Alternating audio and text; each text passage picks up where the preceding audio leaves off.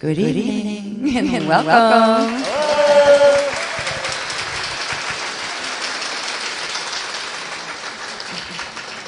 Hi, everybody. Everybody, and welcome. We haven't had one yet because there are some new people here too, I think, and we'd like to welcome you. I've been trying to put an itinerary out on this workshop for 3 weeks, then it was 2 weeks, then it was 1 week.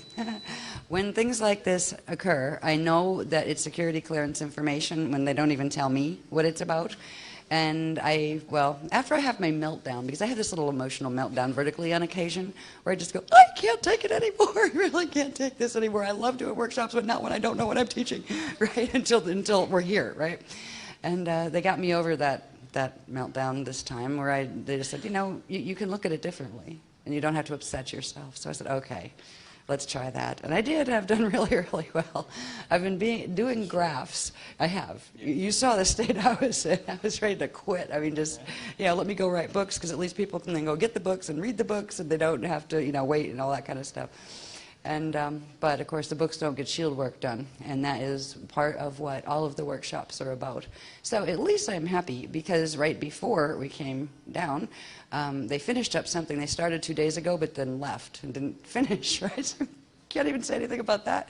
So I have a little thing to read that is kind of in replace of an itinerary. It gives you an idea of what this workshop is about, and it will also give us an idea, kind of like, not just about this workshop, but this one and the next two, which they call the intermediate sliders triad. There were first the 1, 2, and 3 were the beginning triad. These are the intermediate triad. So they've talked a little bit about what the last ones were and what we've accomplished and what these next 3 are about.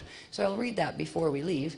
In the meantime, I just would like to welcome you and also thank those of you who were in the Sarasota workshop and the drum circle. That was an awesome event, and it did everything it was supposed to. And just thank you, on behalf of the Beloveds, for being there, those of you who were. So give you guys a hand. Thank you. It wasn't until they gave me this writing that I realized really how important that event was and what it was connected to. And in that workshop, interestingly, they had begun teaching us about probabilities, and a little bit about probabilities, the structure of probabilities, and what those kind of things meant. And we worked with probabilities there. We began working with the probability codes, using the numeric codes with the drums in order to influence probability alignments. In this workshop, they've actually, let me find the official title, because there is one. Right? It is called, what is it called, besides Sliders 4? It's called Sliders 4, The Call of Aurora, Probability Alignments and the Adjugate Bond, Freeing the Mind for Slide. So just like the last 3 sliders, they did preparing the mind, preparing the body, and then engaging the spirit. Again, it's going to be a mind, a body, a spirit thing. But this time it's freeing. And this is different than preparing. And by reading this, it will bring that into a little bit more focus. But the freeing has to do with certain codes that bind us. They're biochemical codes that, because we live in a system that happens to be in the Milky Way galaxy, that is encrypted in our genes. And that encryption actually limits us in certain ways. And in order to be able to slide and to ascend and those kind of things, those codings have to be overturned and put back to their natural order. Where the Milky Way galaxy came from was what they call the Andromeda M31 galaxy. So we are going to, in this next block of 3 workshops, progressively work to bring back in the full set of natural organic Andromeda codes that belong in our system. They're called the aqueous codes, because that's the real name of that matrix, not Andromeda. And this, it allows us to, I'll read it so you can hear how they worded it, but this little, especially the last 3 paragraphs of this writing, they had just given me like 45 minutes before we left. And it helped me understand a little bit more about what we were teaching. I've been working on graphs now for about 3 or 4 days. These are graphs that I call them alignment graphs, where it's like micro alignments. I'm using one of those little plastic magnifying glasses just to see numbers and alignments. There's so much detail in some of these. And these are an important part of the part of the workshop that will deal with understanding more fully what probability alignments are and why they're important. So I've been working on all of those things, and I'm still working on them. I'll probably be working on them right up until it's time to come and deliver them. But aside from the new graphs, they've also said there's going to be 4 new techniques, and they'll be new to me too because they haven't told me what they are yet. But there is a thing that is going to occur that I didn't know anything about, and it's like I felt this whole big secret. It's like I almost wanted to call it, can I just call it the secret workshop, right? Because I feel this, like, they know something, and I get this sometimes, but sometimes it's extremely strong, where I just know there's something big coming, and almost like the least they say before a workshop, the more I know there's something big coming. So I've learned to shift my perception of when it's like, oh God, here we go, Guardian time again and all that stuff, to, ooh, this must be really good stuff coming because they're waiting till the end. And they just gave us a little hint about some of the things that we're going to be doing. So what I will do, as long as my eyeballs hold up, because they're very tired already from working on the micrographs, my eyes get very, very sore, and you combine that with some of the computer work for typesetting and stuff, not that the graphs are typeset, there's no time to do that with the micrographs, but yeah, I will try. How about you do this? How about we share? Let me do this part. I'll develop it. Thing. I'll do from here. You want to do from there? Yeah, my eyes can handle that. You sure? Yeah. Yes. Okay. Yeah, there we go. I haven't proofed it though.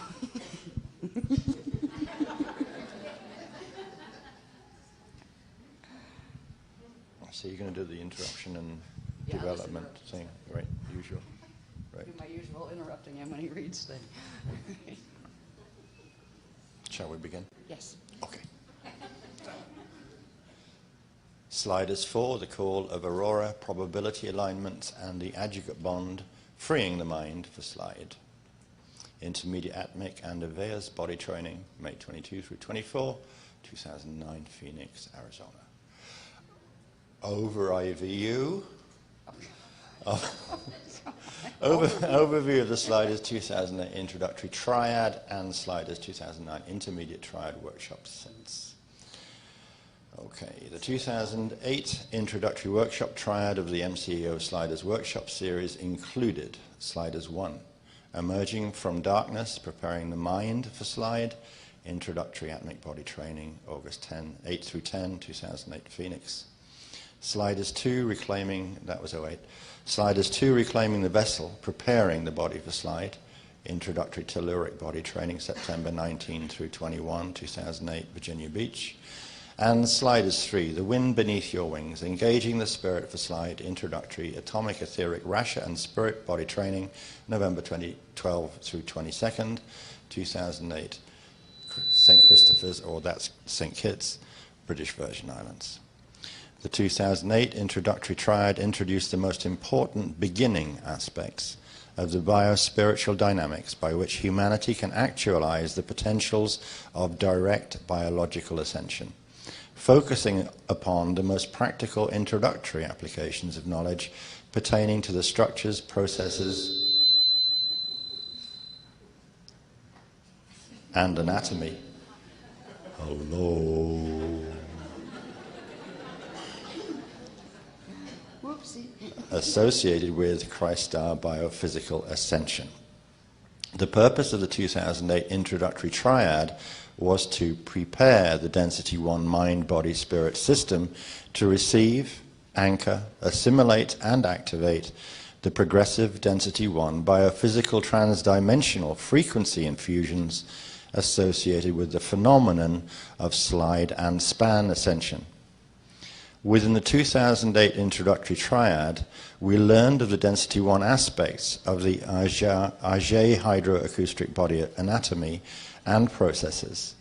Our exploration included the Jade Tia Wa Grual Jandas Rasha dimensional hydroacoustic planes, the hydrolase living water substance, the translation and transduction sequences, hydrolase conversion, oblique solar symbiosis processes, the Pythagorean circulatory system, and the first 12 steps of materialization, through which consciousness translates and transduces into Aya Shalaya living light units, and atomic structure.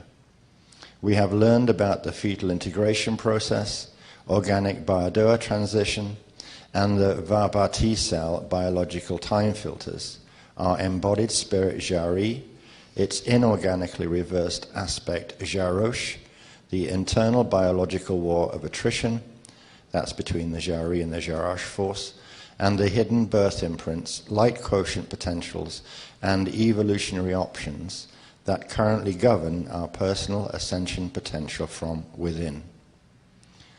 Through these studies, we have come to better understand the important and tangible meaning of the personal light quotient, its immediate connection to the physical body atomic structure, and the unavoidable direct relationship between the physical body atomic structure and the complex processes of real spiritual ascension.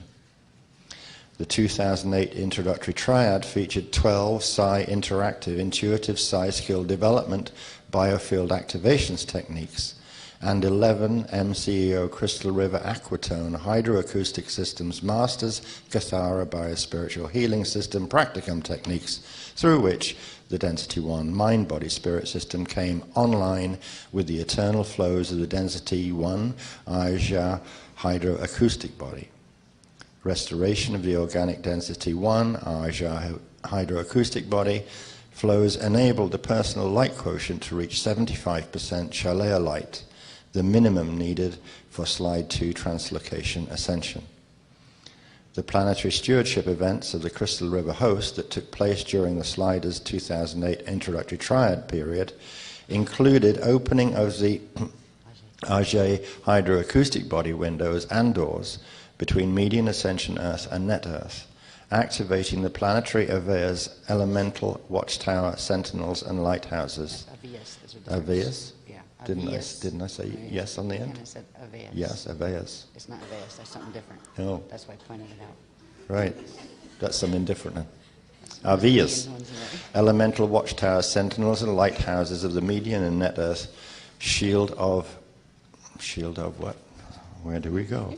Net Earth shield of. Hello, just a moment.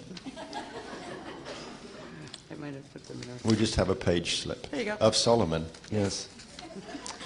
We should have known that anyway, shouldn't we? Shield of Solomon, and merging the net Earth, Christic Host, and Green Dragon grid quantum through the Treaty of Albion, July 2008, all of which enabled net Earth's Templar to successfully engage the November 1, 2008 probability leap alignment from metagalactic probability 3 to probability 4, and the April 10 through 13, 2009 grand event probability leap shift alignment from metagalactic probability 4 to probability 6.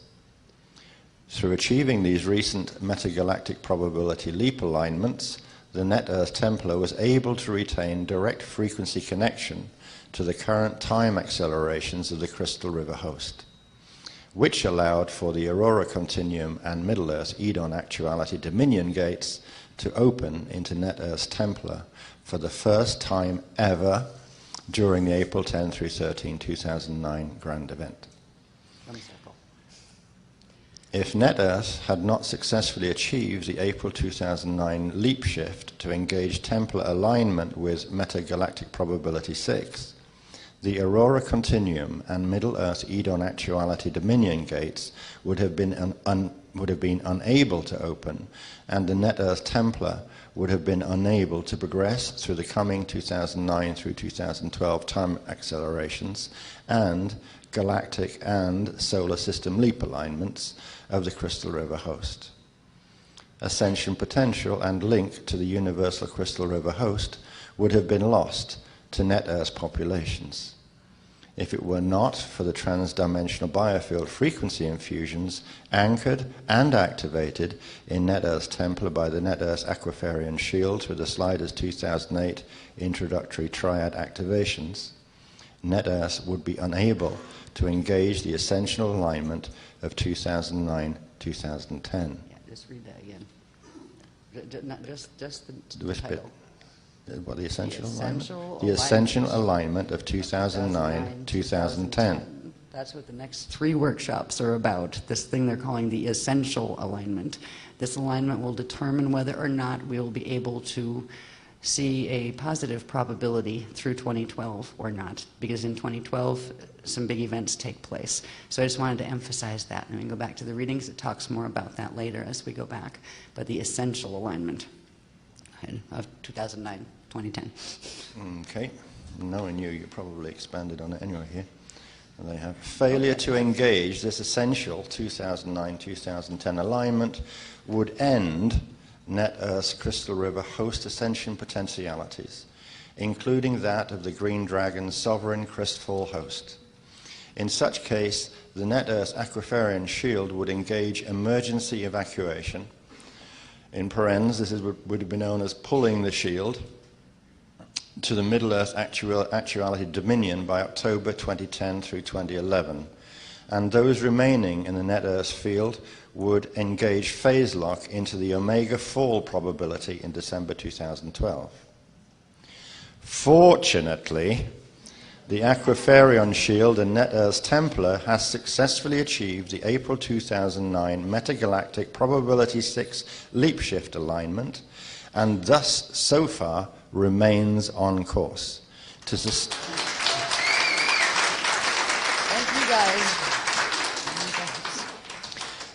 And it remains on course to sustain the universal Crystal River host alignment through the period of the loadout evac to 2230 AD, 2230 AD. The next big event in which failure is not an option is the essential 2009-2010 alignment upcoming. On a personal level, the trans-dimensional biofield frequency infusions that were progressively anchored, assimilated and activated in the Net Earth Aquiferian shield during the 2008 introductory triad prepared the density 1 mind-body-spirit system and DNA-RNA ego strands 1, 2, and 3 to engage the November 1, 2008 probability leap alignment from metagalactic probability 3 to probability 4, and the April 10 through 13, 2009 grand event probability leap shift alignment from metagalactic probability 4 to probability 6. Through achieving these metagalactic probability leap alignments, the physical body was able to retain direct frequency connection to the time accelerations of the Crystal River host, which enabled the density 1 mind-body-spirit system to initiate access to the Aurora Continuum and Middle-earth Edon Actuality Dominion during the April 10-13, 2009 grand event. Achieving access to the Aurora Continuum and Middle-earth Edon Actuality Dominion allowed the physical bodies of those holding co-resonant BPR with the Aquiferian shield to engage backrun regenesis healing.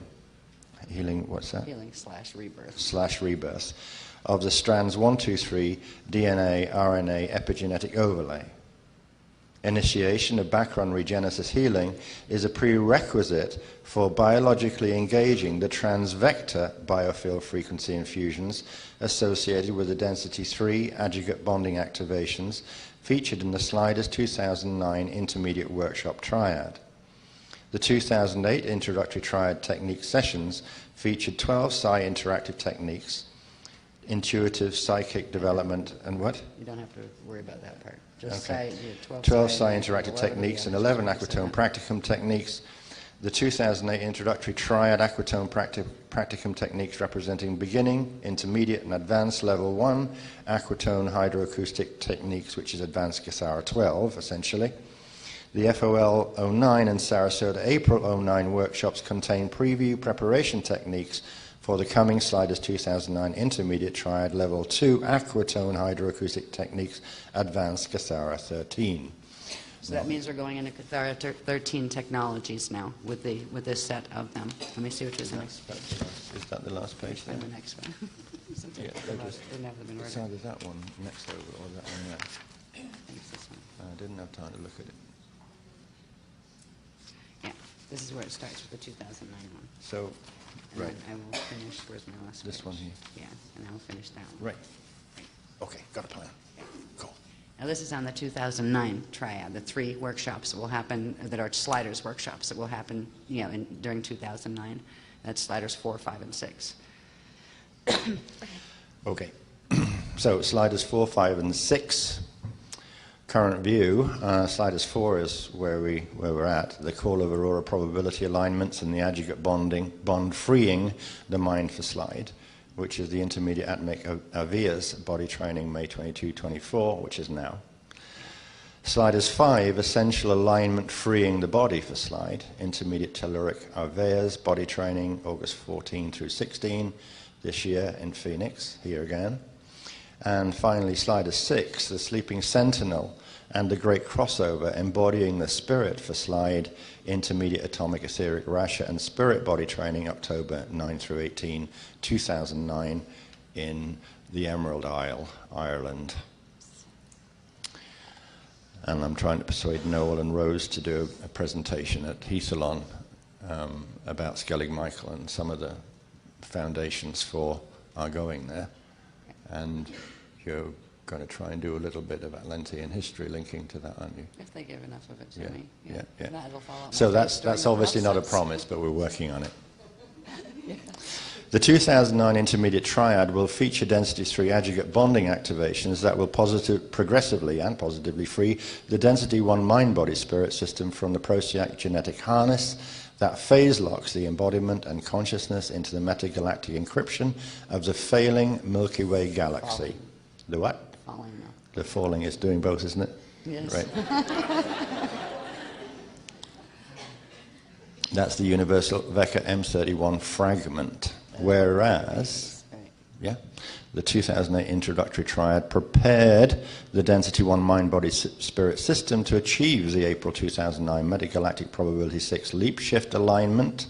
The activations contained within the 2009 intermediate triad will free the density 1 mind-body spirit system from the Milky Way Procyon phase lock, enabling the individual to achieve the essential alignment of the great crossover, which is required to retain direct frequency connection and BPR co-resonance to the Aquiferion shield through the 2009-2012 time accelerations of the Crystal River host. The essential 2009-2010 alignment great crossover must occur within the Aquiferion shield and Net Earth Templar between May 2009 and May 2010 to retain viable frequency connection and BPR co-resonance with the Crystal River host during the 2012 final metagalactic leap shift from metagalactic probability 6 to probability 12. The 3 workshops contained within the 2009 intermediate triad will each feature next level teachings, techniques, activations, and level 2 aquatone hydroacoustic technologies, advanced Cassara 13. These are focused upon freeing the mind-body spirit from Milky Way Procyon biochemical and morphogenetic phase lock, thus enabling the members of the Net Earth Aquiferion shield to fulfill the essential 2009-2010 alignment great crossover. The 2009 intermediate triad will also explore progressive intermediate studies in Jade body time travel projection, orbing, elemental command, materialization technologies, and slide 2 translocation training, as well as stepping up contact with the Christ Guardian nations. The 2009 intermediate triad workshops will energetically prepare members of the Aquiferion shield to join with the Crystal River legions during the progression of Crystal River host planetary stewardship events that will take place between May 2009 and May 2010. Each of the 3 2009 intermediate triad workshops will include a planetary stewardship event that represents a part of the essential 2009-2010 alignment great crossover. These events will culminate in early 2010 with a series of 3 Christed Templar elemental command stands. These will be, the 3 Christed Templar elemental command stands will be, number 1, FOL 2010, Easter 2010, Hisaro May 2010, all of which will be held at Sarasota and at Siesta Key for some of the time. And through this process of these three will become known. It will become known. It will become known. If. It will become known if the great crossover. Oh, it will become, yes, of course. Perfectly sensible, yes. Through these, it will become known if the great crossover of Net Earth Templar has succeeded, and hence whether or not the loadout evac can progress to 2012 and beyond. So by the end of that third workshop. We will know Yeah, where that- we stand or in fall, 2010. Yeah. as they say. Yeah. Okay, and now I'll finish the last little bit. So now they've told us about where we were. They told us about where we're going, the next three, and now they're just giving a little bit more on this one in particular. They didn't give me a format yet as far as, like, we're not even going to try to put times, okay? This one we know better. We'll just say we'll meet at 8 p.m. They are evening sessions till a.m. ? All right, they are going to be evening sessions, and that's because, especially, not just because I'm going to have to work all day to get the things ready for the evening, but they said these are all nighttime activations that are coming in. So it's a good idea, at least when they give us warning that they're going to be night shift, that you can use some of your day, to get some sleep, take a nap. I know it's harder for you used to sleeping at night and being awake in the day, but it might be worth it. Even power napping helps with that kind of thing. So they did let us know from the beginning that these are night shift. So we'll get together after dinner at 8 o'clock, and I won't even put a time of when it's going to end. They'll end when they're done with that segment and that kind of thing. And I don't enjoy that either. I don't know who enjoys it less, you guys, a lot of you guys, or us, because we don't get any time to sleep or anything during those periods because we're working all day and then delivering all night, so it gets a bit hectic. But it's usually good stuff. I mean, it's usually that, that little extra bit of stuff you didn't know was going to happen. And they just gave us a little bit of almost like a teaser on what this might look like for this particular workshop. So what they said is, now this one is on the Sliders 4 workshop.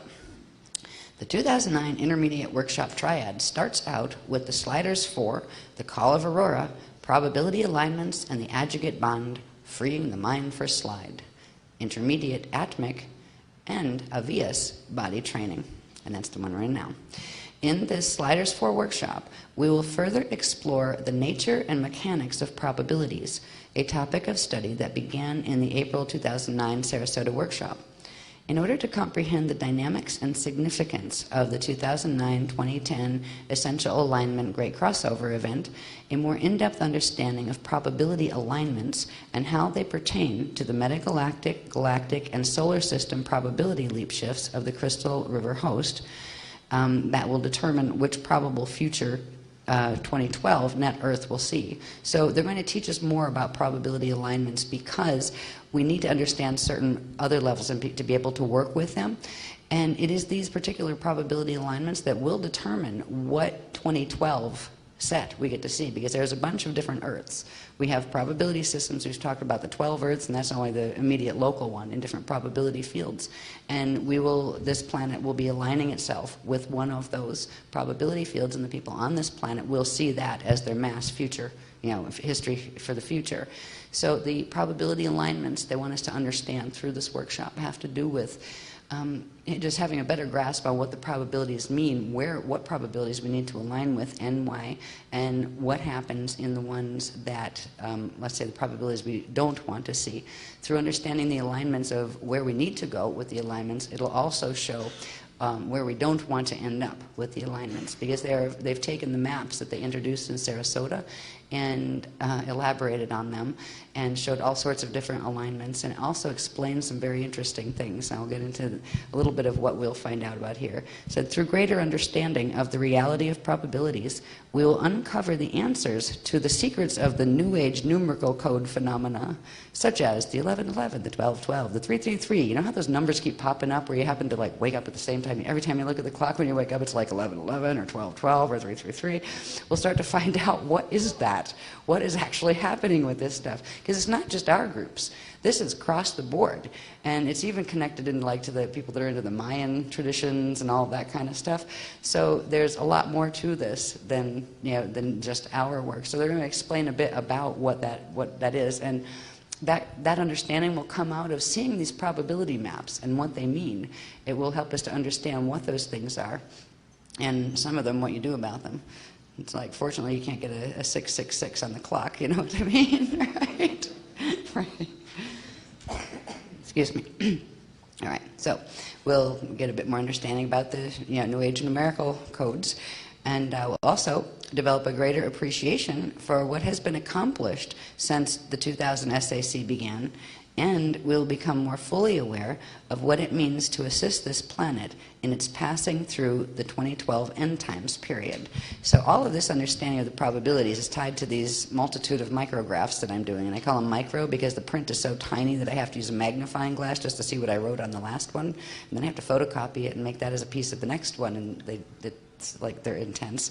So I call them micrographs because I'm doing microvision on them. But all of those things, will start to understand them and be able to conceptualize them well when you see these alignments that they're talking about. And that's why they wanted to spend the time on these particular set of graphs.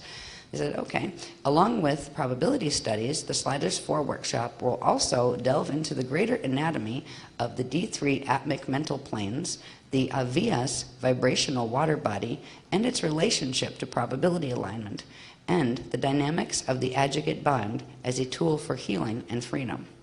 The workshop will introduce 4 new Level 2 Aquatone Cathara 13 adjugate bonding activation techniques for freeing the mind and the D3 epigenetic overlay ego from the Milky Way Procyon biochemical and morphinogenic phase lock caused by our planet's metagalactic alignments.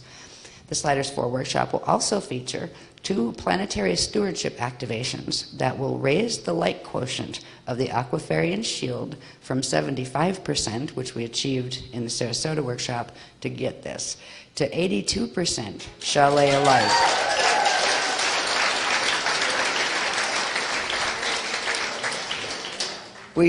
We'll crush that golden number of 80, which makes it where you can span, right? You're not span yet, but yeah, go to median Earth. So it said to 82% Shalaya, enabling us to biologically enter the Mashaya fold 1. This is also the minimum Shalaya. Now, 80 was the percent that they gave on the things as far as being able to go into the Messianic fold, but they're giving us 2% more for something else that we're getting to go with that. It is also the minimum Shalaya light percentage needed to initiate the call of Aurora. I'm going, what's that? Besides the title you gave me, right? By workshop's end, we will have learned more about the nature, function, and usage of the transvector Aurora continuum that we just started to learn about in the Sarasota workshop, and will be gifted by the Adonai Aquafarian, Aqui Zione Aquafari, and Ajuna Christics with the sacred sentence numeric code of the Aurora call, the cornerstone of Mashiach elemental command, which marks our graduation from the Milky Way Melchizedek priesthoods into the first stages of the M31 Aquinas Christ Adashi Mashayahana, the Mashayanic free priest caste of the Akasha dominions. We're getting an upgrade, right? Oh, wow. Right? So that was new. Had no idea that was coming. And the interesting thing, they only said one thing to me that wasn't put in the writing after that, was that, oh, and by the way, 3 years before he left, that was the ministerial upgrade that Jeshua received. All right, so this, and that's why he ended up with the Aquiel matrix. And, well, the Melchizedek priesthoods tend to serve within the 15-dimensional structures and even within the Eka structures, but they don't tend to go up and beyond that into the Akasha levels. There are other levels of consciousness and structures that deal with consciousness there. The Melchizedek priesthoods are very honorable, and they're kind of like, you go through, well, before you get your PhD, you have to get the schooling before it and the service work in. And the fact that we're being invited to become a part of the Akasha teams, what they call them, the Mashayahana. I believe I was really trying hard to get that the last time when I was Miriam, right? But I didn't get there. I died, sort of, first. This was something that a lot of us in other periods before Atlantis were working hard to graduate from. It's almost like the Melchizedek priesthoods, because they're dealing with the densities in a certain way, you can get stuck here for long, long periods of time in the density matrices as you're trying to fulfill your contract. As you make a promise, you got to fulfill it, even if it takes 5 billion years, right? And it's a thing you do with yourself that nobody makes you. It's this, there's an honor code that you carry in yourself that you clean up your own messes first of all, and you stay to finish what you promised you were going to do in the first place. And that is part of the Melchizedek priesthood code that it's kind of like we carry it within inside of ourselves. And to get to the point where you get invited to come back home on that level, it means you finished that.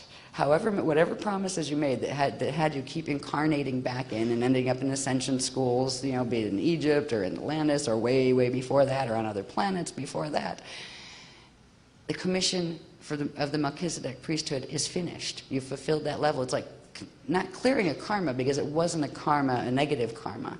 It's kind of like a positive karma, but you agree to help the evolution of masses. And there's a point comes when that job for that wave of people is done.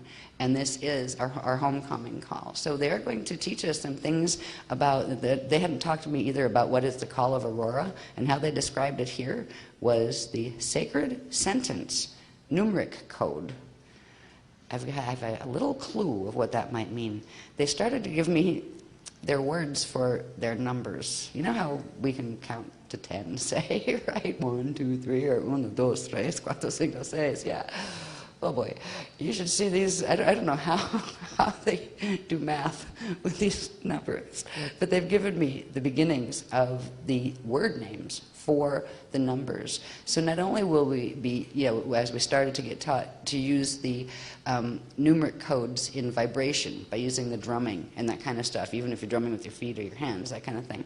There's also chants that can be used. They're kind of like magic words, but they're actually magic number sequences where you use this particular dialect, and it's a very specialized dialect that only the Messianic ones use and have access to, and they are giving us the beginning of being able to do that, so we can actually use as the chants the alignments, the number alignments, not only for what we started in the Sarasota workshop, which allowed us to fulfill that grand event there, where we were able to make the time leap into metagalactic probability 6 alignment.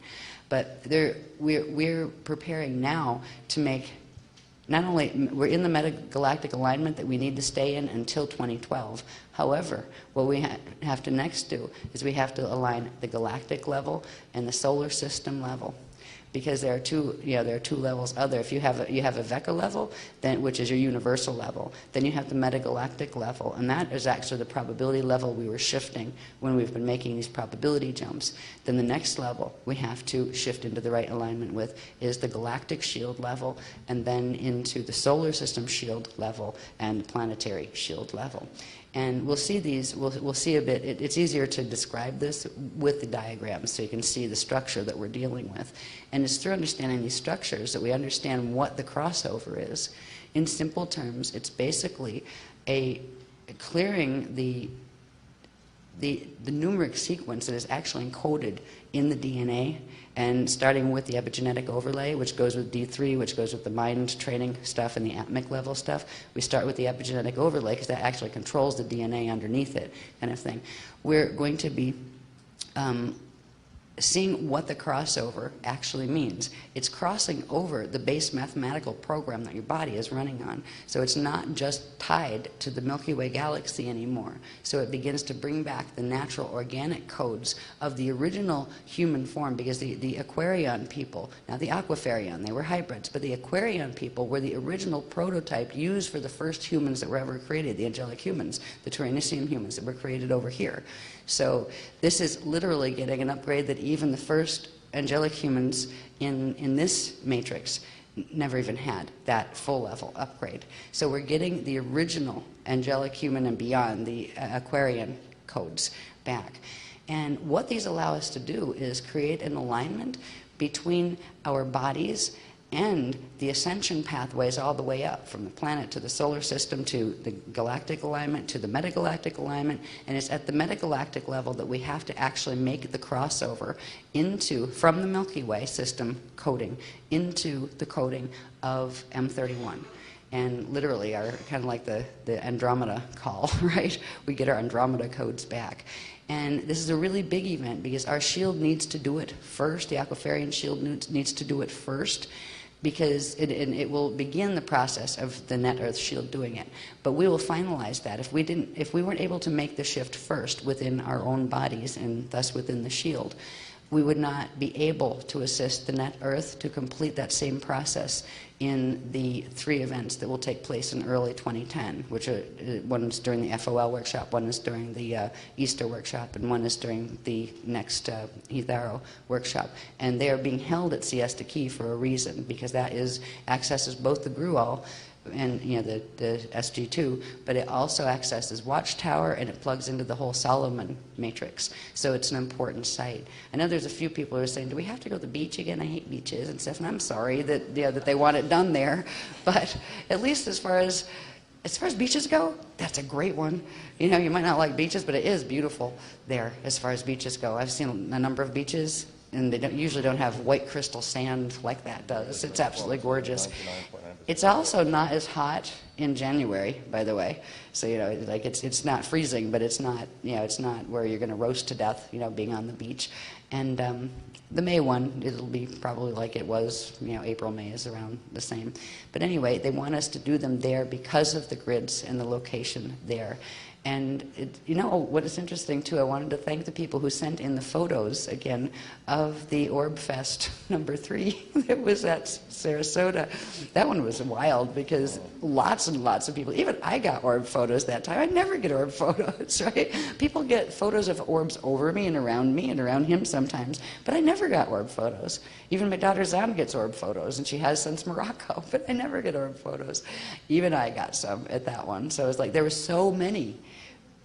There was a lot of company in that one. And the little orbs we've talked about we're starting to see the dimensional interface that is occurring when one set of things like Median Earth is starting to open into our Net Earth. And that's where you get the little ones. They're like kind of like orb blizzards. It looked like in some of the photos looked like there was just a blizzard of orbs. But then there's the visitors that come with them. Now, we've been taught from tribes classes on about learning to project. We've learned to, project in our Christ Star vehicle. We learned to activate our Rasha bodies and all of those kind of things. When we project, we orb. Other people in other places see us come in as various shaped and colored orbs that communicate telepathically with them. Now, when we get these orb pictures, the ones that are not just the orb snow, that they just show the interface of the opening of the gates between the 2 domains. We are seeing visitors, just like ourselves are visitors when we project. And eventually, we will be able to go someplace and not just have our consciousness split. We will eventually be able to take our bodies. And the same will occur here, except a lot of the ones who are orbing to visit us can't fully manifest here because they would become very ill very quickly because of the distortions on the planet. But there will be points where we get into the aurora zones where certain areas have the ability to shift up part way, and other land areas, and certain ones have the ability to shift down and meet and create a manifest platform in between the 2 spaces where these types of encounters can happen, where we can physically meet them at some time. So what's really neat is at this point we're collecting the photos that people are getting with only one criteria, that the photos are from workshop, right? That's kind of like the control thing. So anybody says, people aren't, first of all, that a lot of people that try to detract, and call us names and that kind of stuff on the internet, they're saying, oh, they just photoshopped them. Well, no, we didn't. At least a dozen different people have submitted photos from completely different cameras. Nobody's photo touching these. But if they're coming from one event, we can explain what that was about. We can say what the framework around it was, what time it was. There's witnesses all over the place, right? 200 people. So this is why I'm sure you could probably get orb photos by yourselves too, and that's cool. But the reason we don't want to bring those on is just because we wouldn't have the element of explaining context where we want to put together a body of proof. And this is the beginning of the proof. One of the amazing things for me about the Orb Fest, the first one, was, and that was in St. Kitts, was the first one was unexpected. Nobody warned us about it, but we had been talking about things, in the anatomy and parts of the anatomy that had to do with projecting and orbing. And then all of a sudden, it just spontaneously happened. I think one or two people had cameras, and they just happened to take pictures of something and go, wow, I got orbs, right? So more people started taking pictures. The second time it happened was in St. Kitts on another night, and they had kind of nudged us, saying that we would probably bring your cameras because you'll probably get some. And sure enough, we did. It was more photos that came in that night than the next. They didn't nudge us in Sarasota, but at this point, most people that come to shield things, especially ones that are outdoors, will bring their cameras if they want orb pictures, because we're getting pretty good. You're getting to the point where you can you and your friends can go, hi, and then have orbs around, right? We can get your classic, orb vacation picture, which I think is lovely. You and your friends, yes. Not all of them are embodied at the moment, right? So now indoors, we don't seem to be able to generate as much, but most of the time when we're doing stuff indoors, we're dead tired too. Not to mention we don't have a lot of the fresh air and the comfort that we have when we're bouncing around out. And our energy will affect how much we can open, the gates between the various places to allow that kind of contact to occur. But there's one lady sent, a number of people have sent indoor ones as well, where there's this big, beautiful, kind of blue and pink, huge orb that was just kind of floating by. And you saw the lights in the background and the chairs and that kind of stuff. So there's a few that we've also gotten inside. One of the ones that I found most striking was, and I've never seen this before, but you know how we've been taught about putting our Christ Star vehicle on, right? Russia, you're a Christ Star now, and you get that Christ Star vehicle shape around you. One lady submitted a photo with 2 indoor orbs in the same photo. They were both shaped like Christ stars as opposed to orbs. I kind of went, whoa, look at those, wow. So they're starting to show us something with compiling these photos, and we're just putting them in file 13 and keeping them and, giving credit to whoever sent them in just to see where it goes, but I have a feeling it's going to go somewhere. So anybody that wants to contribute to, Orb Fest at workshops, please feel free. And if you want to use a name, not your real name, in case they go out someplace, you can use a nickname or code name or whatever. If your boss at work might get weirded out if somebody sees a publication with you in orb photos, right? Or whatever. If you want privacy, that's fine. It's just kind of like a 3D level of research that we're trying to do. But I know the Beloveds are up to something with it. They're facilitating this occurring. So anyway, I just wanted to mention about the fact of we've gone from just little orbs to larger orbs to blizzard developmental orbs with accompaniments of larger persons projecting orbs. And now we're getting Christ Star shaped orbs. What's next? I don't know. People shapes? Maybe. It's possible. I mean, eventually, I think they would allow us the ability to not just catch them in orb, but as we grow and our abilities open, and maybe part of this, all right, ability opening is shifting that Milky Way sheath off of us where we can get free. We've got our bodies prepared, we've done the activations necessary, but now what has to happen to become free from the Milky Way imprint, which is the lockdown imprint. That's what, it's not just the planetary level, this goes all the way up to the Milky Way galaxy. We can get that original imprint back. Kind of like sky's the limit, or maybe Andromeda's the limit, I don't know. But anyway, as far as what this workshop is going to look like, I haven't a clue, but I think it's going to be a good one. And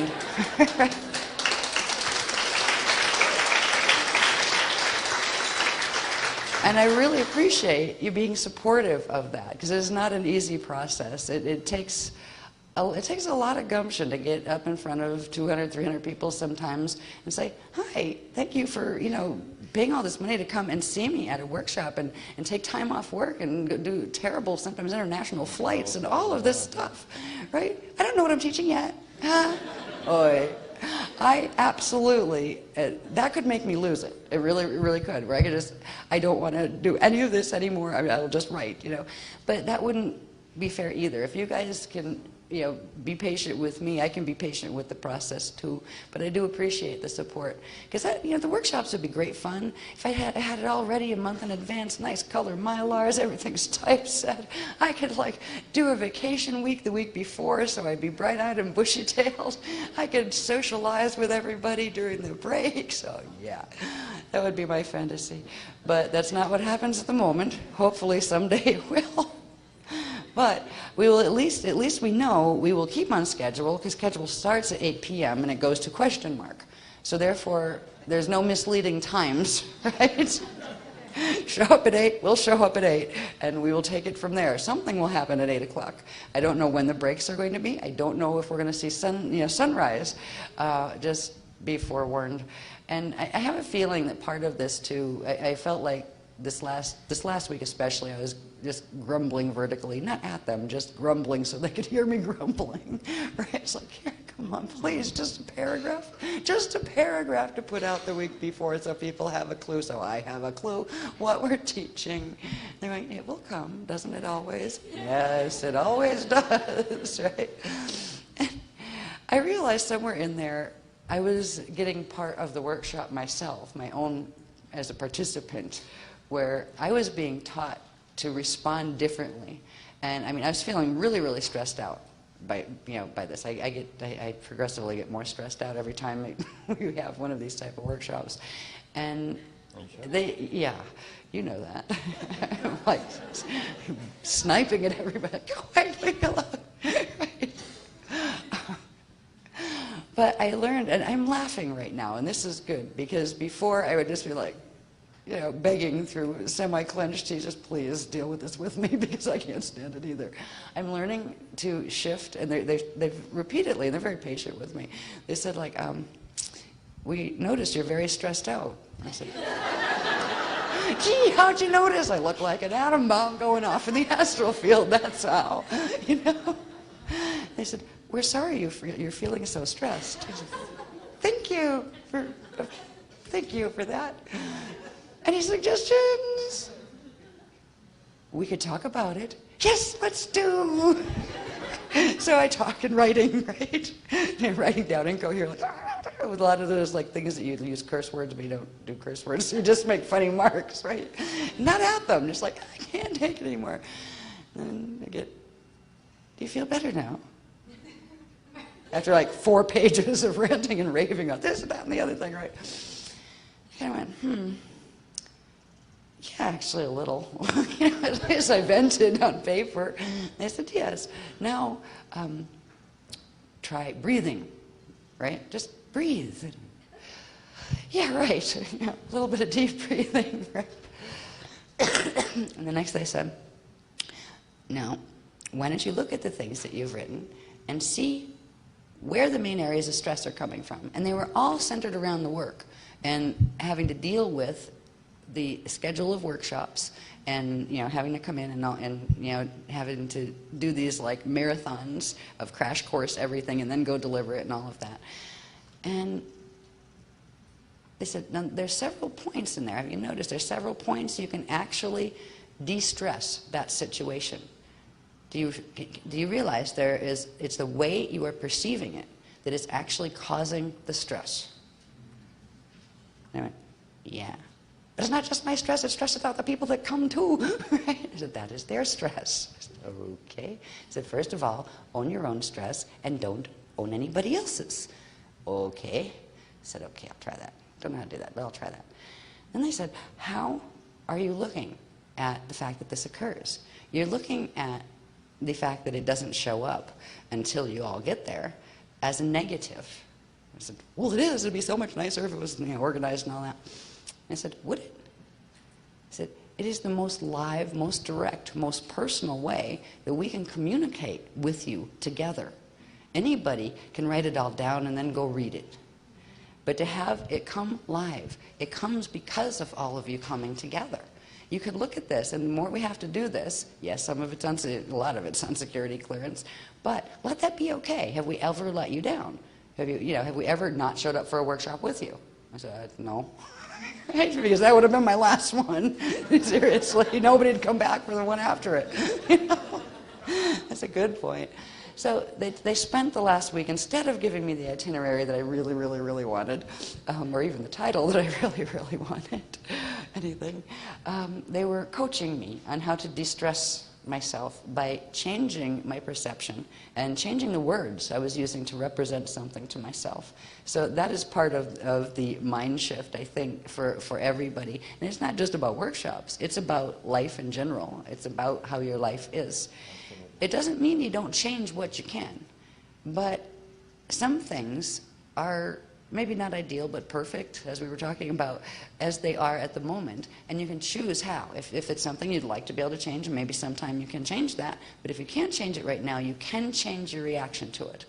And you can choose to not stress out. You can choose to use a positive outlook on it. You can choose positive self-speak on it. So I was having my crash course in positive self-speak week. Because I was letting myself really get to a level of agitation and stressed outness over it, that I was really ready to quit and write books, because I felt so bad for people coming and me having to say this all the time. So at this point, I think I've learned at least something in my week with the beloved son there, learning how to de-stress oneself week, is that, first of all, it is okay this way. There will be some people that do not think it is. And let them have that. They're entitled to that opinion. You don't have to be one of them. They told me I don't have to be one of the people that has a problem with this, right? Right, okay. I said, that my biggest problem, I look at, okay, why do I have a problem with it? It doesn't actually bother me. I show up whenever they want me to be there to take stuff down. That's my life, and that's okay with me. What the real stress factor was, is I realized I was taking on everybody else's emotional issues, but not even necessarily. I thought I was taking on everybody else's emotional issues, but most of the people weren't that worried about it. It was me that was worrying for them, and then getting upset at myself because they were upset but they really weren't, but I thought they were, that kind of thing. So there's a lot of things in our life we can do this with. I have a feeling we're going to get a little bit more on those kind of things, of how to change, take hold of perceptions and actually say, wait a minute, this perception is not going to control me, because right now I'm feeling yucky about this, and building up a lot of emotional energy and don't know what to do with it. It makes me feel lousy in my life. I can do something about this. I think they're going to give us some information, more information on how to work with that. I think they're also going to do something that has to do with these, they're just showing me again, the probability graphs that they have me working on. There is a period that we have gone through since 2000 that is quite it's been extremely stressful in the planetary grids, in the splitting of the New Age movement, the whole bit that has been going on here, this drama that's been unfolding. And when we see these diagrams, we can start to understand why, what we were actually in alignment with. And when we made this leap into probability 6, metagalactic probability 6 alignment, which means we're aligned with the encryption of that probability. We're still Milky Way, but at least we're in probability 6. We started out in probability 1. If we hadn't leaped, this would have been a mess. It is a mess in those probabilities. So we'll be able to see a little bit of where some of the other levels of stress come, not the self-created ones so much, but the ones that are environmentally created. And when I saw these diagrams, they're showing me what's aligned with what and where we were, and I'm amazed we survived. I really am. And what's nice is we have this window of freedom that began with this last leap in the last workshop, that it is a time that there's more grid support than there has been for over 24,000 years, actually. Yeah, so we should have a bit more of support with us now. It's an underlying thing. You'll still have issues in your life and the things you need to, work on and change. And if you can look at those as growing experiences, I'm supposed to be learning something from this. And somewhere, some part of me knows what it is, right? So you let it be okay, and you just try to work with your, your own inner self, higher self, that part of yourself that's connected with spirit, to get an idea of what the little areas in your life are, because now you will have the underpinning of frequency support that we were all actually fighting against its opposite for a long time now. Not just us since 2000 and that have come and been a part of the Aquafarian Shield, but for 24,000 years, 24,000 something years back, we had been stuck in one probability alignment that was literally in direct alignment with the black hole systems. And it's amazing that we weren't pulled in before. And when I saw those diagrams, it helped me to understand really the scope of what we're a part of here, and how long this has been going on. And it was kind of like, for me, it was like one of those moments of like humility, and you just feel so honored that you're trusted to be a part of something that huge, because this was big. So we'll show you the probability things, you know, that for different reasons, for various reasons. It will be important to understand the alignments. Most of what's important about the alignments will help us to understand where we are now and where we need to move in those alignments, and how to, you know, begin to understand how to do that moving. It's frequency moving. But where we need to be for 2012 to be able to hold the host. And the first thing is getting through this year and next year, because that is that essential alignment, the crossover alignment. And that is literally the crossing over from the coding from the Milky Way into the M31 coding as your base core encryption. And if we can do it, then we can get a part of the Net Earth shield to do it. And if we don't do it, nobody is going to bring those codes back into Net Earth, and these gates are not going to make it through in 2012. They will crash, and the host will be lost on Net Earth. So it is huge. The commission we're being asked to carry here, I just sometimes feel a bit overwhelmed by it. Like I feel like a little, you know, raindrop in an ocean kind of thing. But I feel like it's an ocean filled with warm, fuzzy, cuddly, very loving Christic beings that are everywhere. And there really are. And some people say, oh yeah, they're up there and they're out there. But you know what? They're here too. People like you guys that care, that come and learn with me and listen, and, you know, listen vertically and have your connections. And there's a lot of other people that don't get a chance to come to workshops or don't even know we exist here on planet right now that are doing the same. For as much of the negative we've had to open our eyes to see in this world, there's also something that's equally important to not forget, is there is still an awful lot of love left here. There is a lot of goodness left in people. And they might be people that have been messed with for eons, you know, and generations and generations. They might be right now believing in dogmas that keep them imprisoned because they really don't know any better. But what they do still have is the ability to love, and they love deeply. And they will honor that love for God in whatever way they best can wrap their minds around. And some people can wrap their minds around big concepts of God. We teach large concepts of God here. We teach God and science together, physics and spirituality together. That's a bit much for a lot of people. It really is. And that's okay. So I think it's important because it can be so, I know I've gone through periods with the next level of revelation and just gone, oh God, I don't want to know anymore. You know, because you get all this negative stuff about the Metatron and about this and the black holes. And it's like, great. You know, I just don't want to be here anymore, but the shield's here and I won't leave them here. You know, I'm moving out of that. They're helping me to grow out of that, where they're saying, they keep teaching me you need to enjoy here while you're here. Because once you're out of here, the big thing about being here is you're afraid you're not going to get out of here, right? But if you realized you could walk through a gate tomorrow and walk into utopia, but you might not be able to walk back over. Don't you think you might decide to hang out for a little while and enjoy some of the nicer things that are here and help things that you might want to nurture, that you care about here? If we knew that, without a doubt, that we could get through,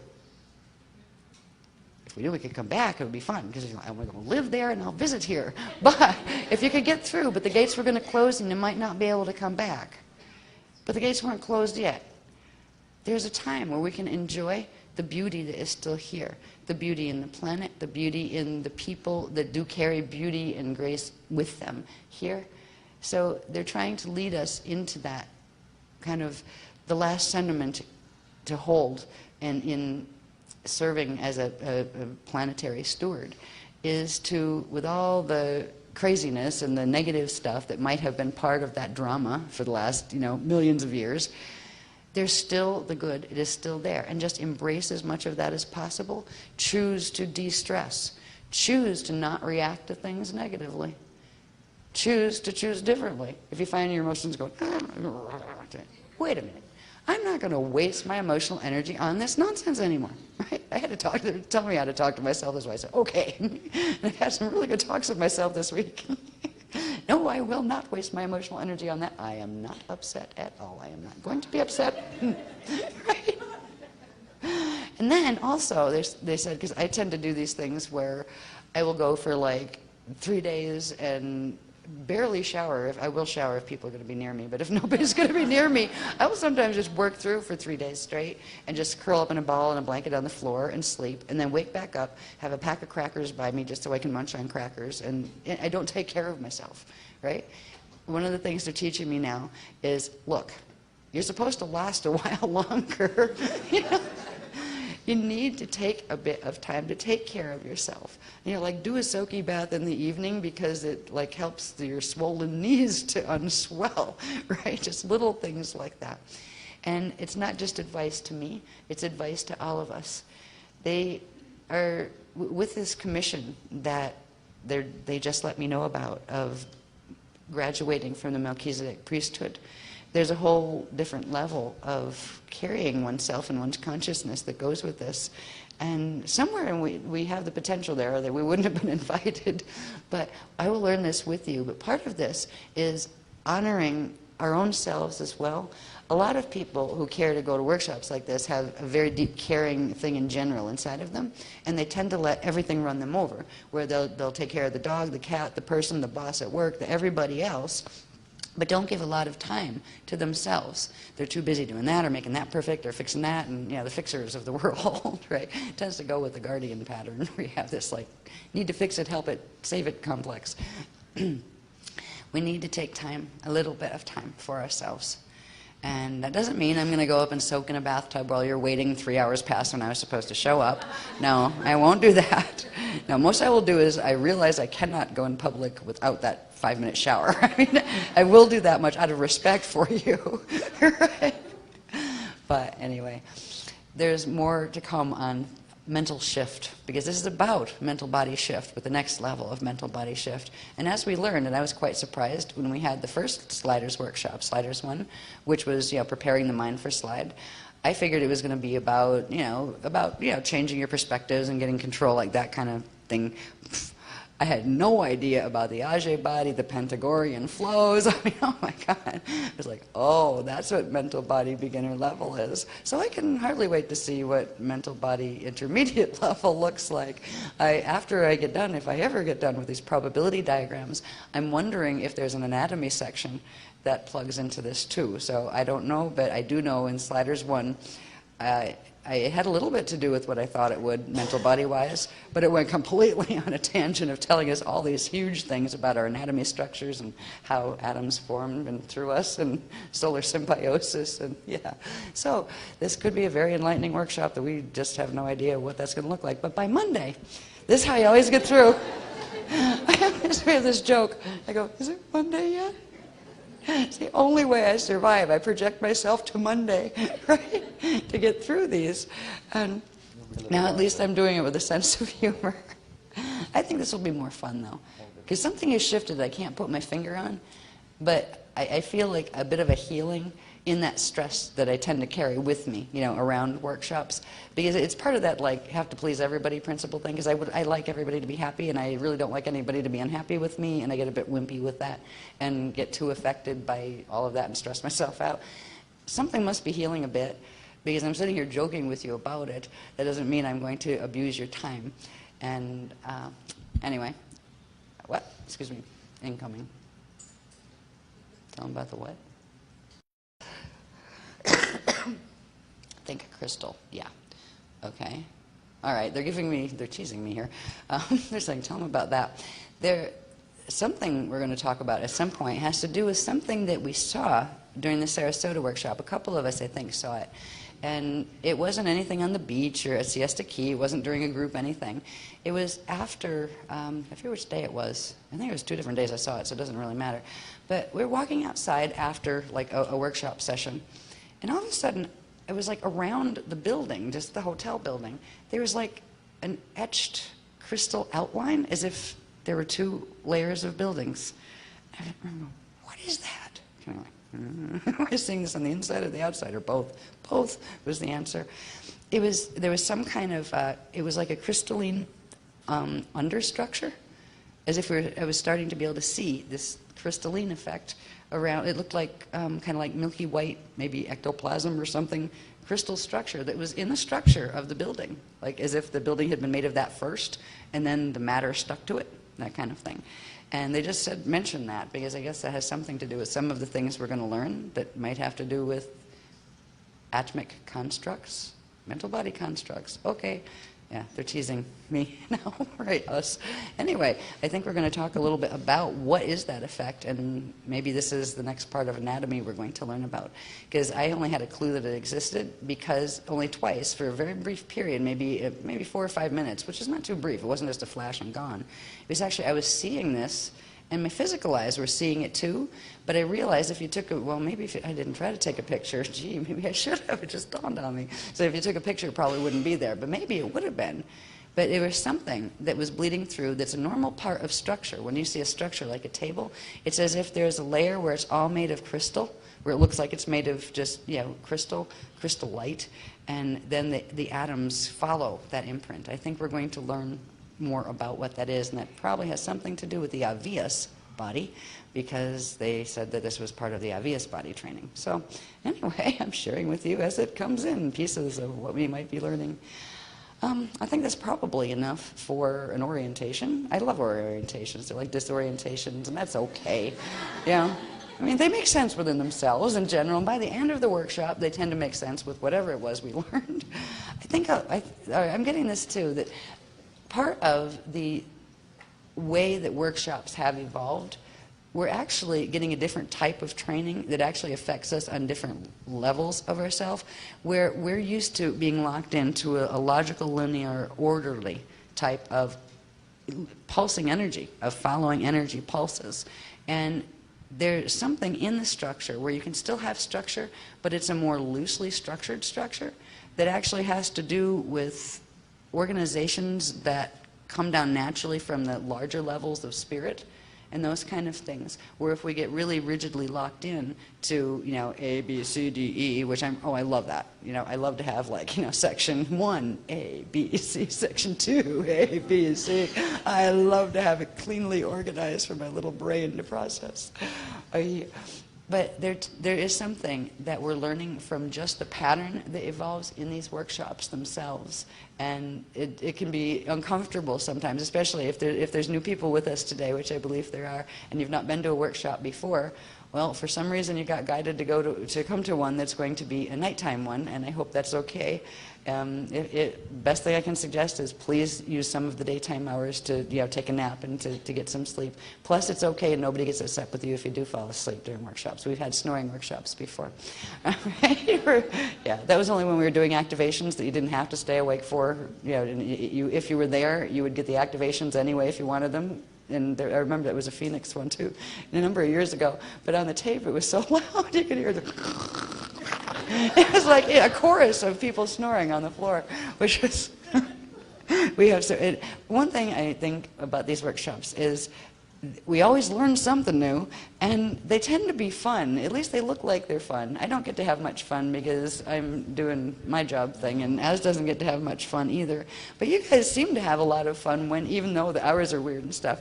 It looks like it's fun, and I hope they are. I would like them to become more fun, and I've asked the Beloveds, can you please make it more fun for people? Me too. Yeah, Az too. So we're working on that. But just everybody welcome, and we will, I know that Mac, I think, has scheduled catch-up techniques and stuff for tomorrow. Yeah. I don't know what the times are. Okay. Yeah, I'm not sure. Mac will have to announce that. Where is Mac? Is Mac there? Hi, Mac. You want to talk to him about the thingies, or do they already know? Okay, so I'll let you talk to him about that right after I say goodbye. Okay, starting at 1? Will you have enough time to do that?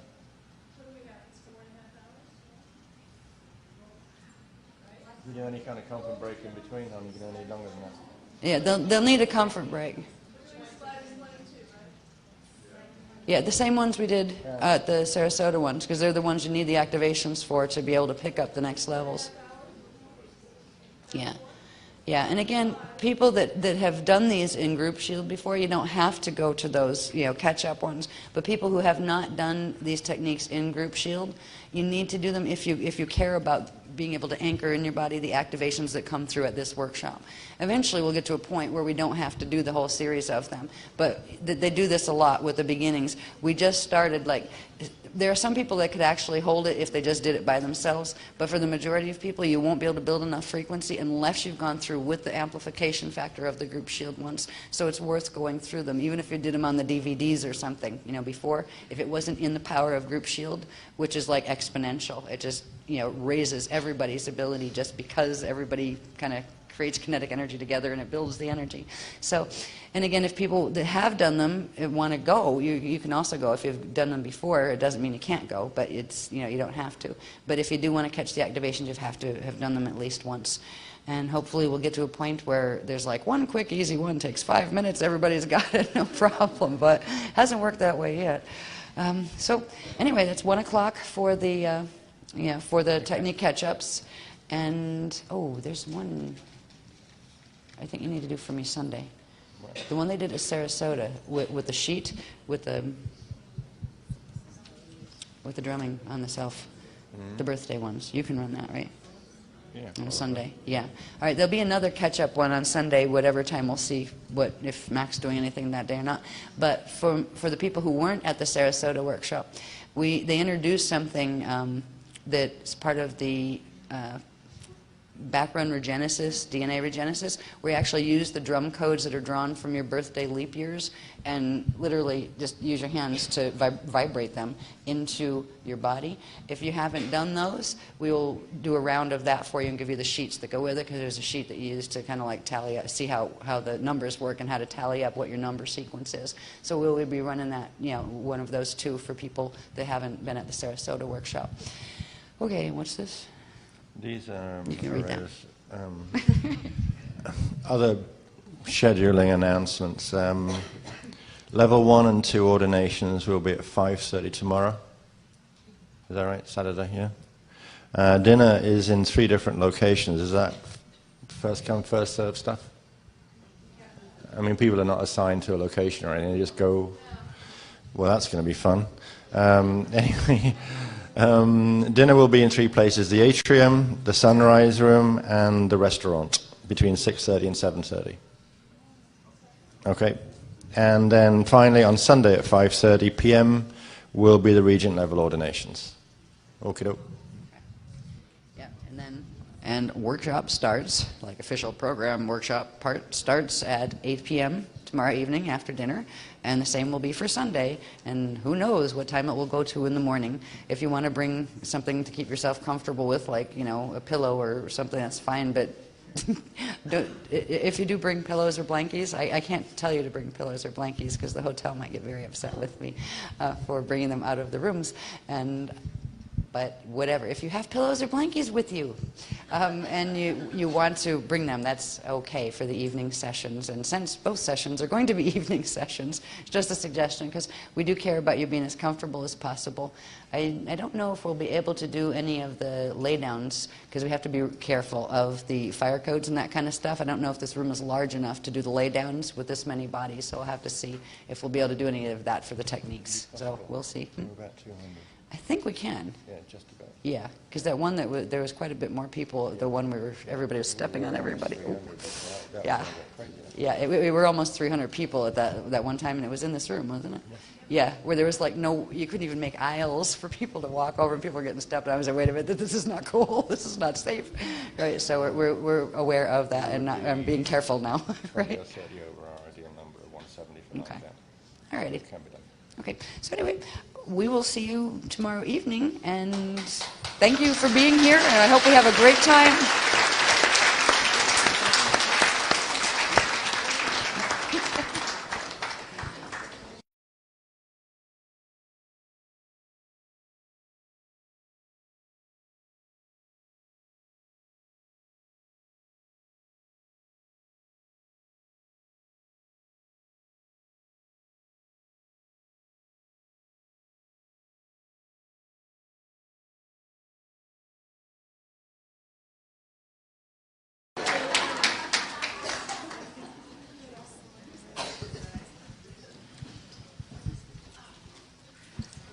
I've got to get on with the job, with my instructions, but This is a pattern we've seen before. And that means there are a lot of patterns we've all seen and experienced before. Isn't it funny that this is preparing the mind? Or the brain, or the inner child. The thing that tells us what is best for us, but it doesn't really understand what the options are, so we just struggle to think of something better. We were talking about it on the way back to the room last night. This very thing, as often, is a pattern that we've experienced a bit, where I'm not blowing any trumpet of mine, but it seems more and more often in conversation that what seem to be simple utterances of my own, not being false or in my humility, but it's true. And we were talking to Ash about that very thing, about the brain tends to resist any alternative unless you provide it with one. And judging by what's emerged through the charts today, we're going to be seeing quite a lot of brain and hearing a lot about what we do to help it to broaden its horizons. Look forward to all of the delightful tomorrows in places we only dream of right now and sometimes reach in a feeling way. Anyway, usual story is that we're behind promised time. We have to get certain things done rather than leave them into the early hours of the morning when there is activation that we have to do. We need to get the shield charged and your individual field charged and so on. So it's a no-brainer that I break out. I've been doing my end of the kitchen sink, so to speak, and I've got the Mylars and the Masters to a point where I can break out and shower up and come and do this little bit, and then I've got to rush back and finish off the full Mylar set when Ash gets herself ready to come and talk to you all. So what we have to do is to get you a little bit in a concentrated way connected with your Aveyas.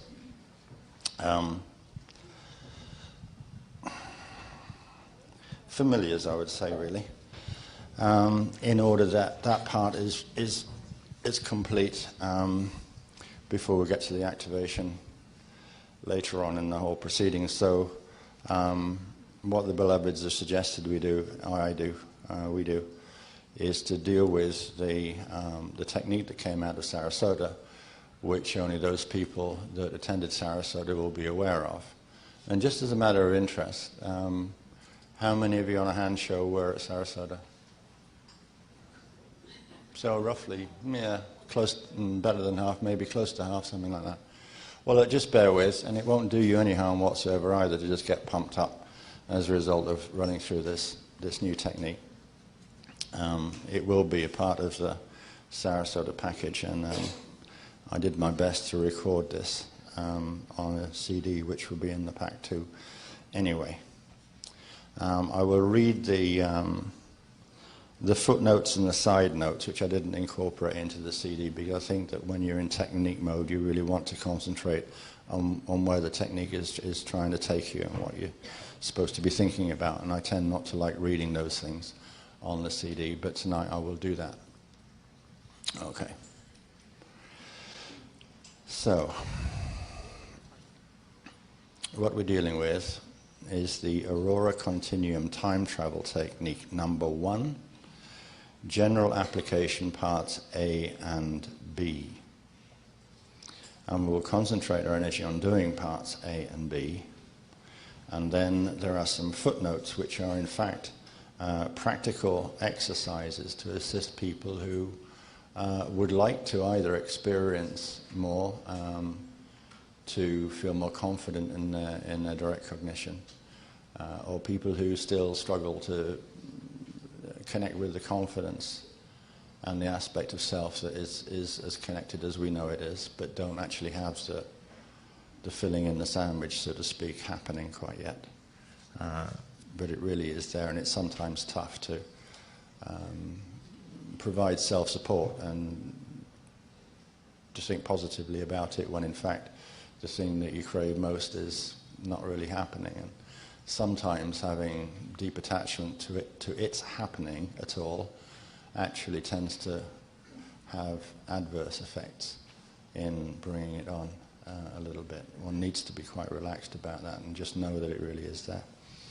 Anyway, So I will read the side notes, but I won't read through the short version, because this thing is supposed to be repeated on 33 consecutive days.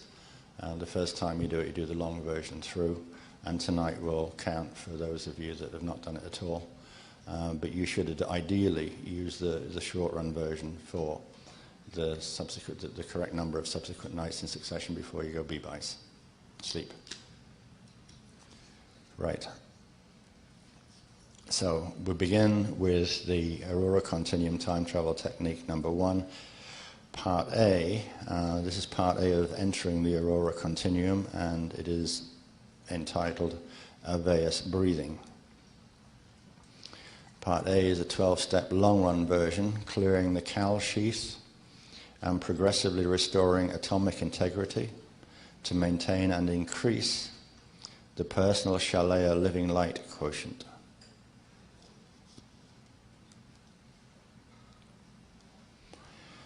Preparation is simple, which consists of using 3 quick rounds of the Christ Star breath.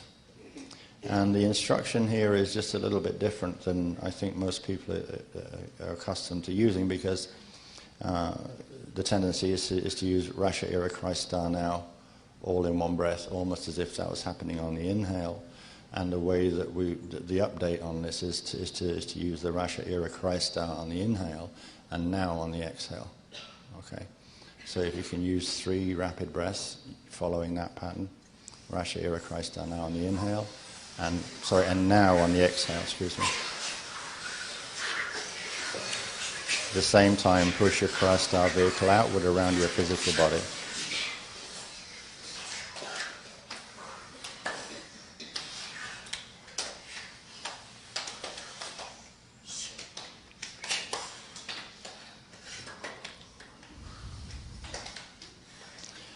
The technique begins next with our calling to mind the image of the Shalaya light unit with its Triveca 3 interlocked spheres configuration and its small central atom. Now focus your attention upon the top sphere. This is known as the Aveas Aquagel sphere. Just breathe easy while you're doing this. So just imagine a Triveca. A small central atom. Central means an atom in the middle where the 3 overlap. Now imagine or visualize the billions of materialized atoms that make up your physical body and the invisible dimensional atomic layers that make up the layers of your bioenergetic field. Light body, Ilumera Dana spirit body, and Ajay hydroacoustic body. Now turn your attention to the billions of Shalaya light units, one surrounding each materialized atom, that are implied by the existence of each materialized atom. Focus your attention upon the billions of Aveus Aquagel top spheres of the Shalaya units. Each materialized atom is accompanied by a singular Aveus top sphere within the Aurora Continuum, between the outer and middle domain light bodies of the Kali Hara body. Next, imagine or visualize that you have a second body and biofield that looks just like your materialized atomic body and biofield, but is made up of billions of pale aqua blue aquagel Aveus units. This is your endoplasmic vibratory Aveus body, or vibratory water gel body. Your Aveus body exists within the Aurora Continuum, between the materialized atomic planes of the outer probability dominions and the core atomic planes of the central actuality dominions. Now, move your awareness into your atoms, and then do your best to sense the spaces between your atoms. And continue moving your awareness into, through, and behind the spaces between your atoms to get a feeling of the presence of your Aveus vibratory water gel body. Take a few breaths whilst doing your best to connect with the feeling of sensing the spaces between your own atoms. And moving your awareness into, through, and behind the spaces between your atoms.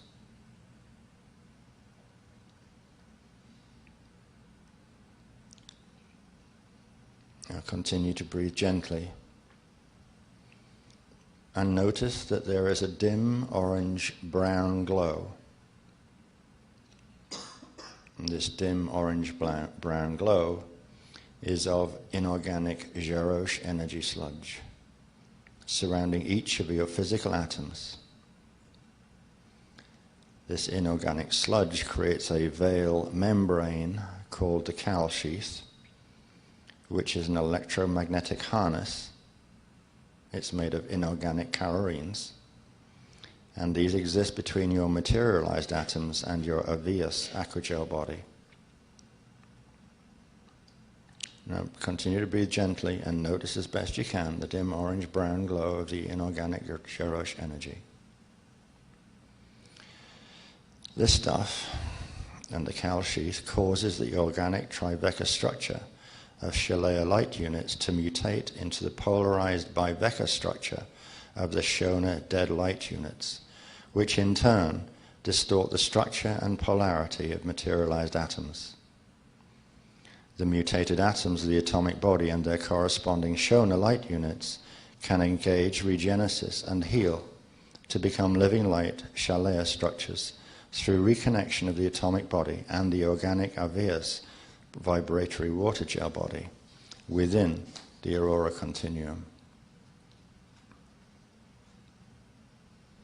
So to begin reconnection of your atomic body and your Avias vibratory water gel body, inhale into the Azure at the thymus gland, and at the top of the inhale, draw the breath from the Azure down to the Caronatus seal near the bottom of your breastbone. Hold the breath momentarily at the Caronatus seal.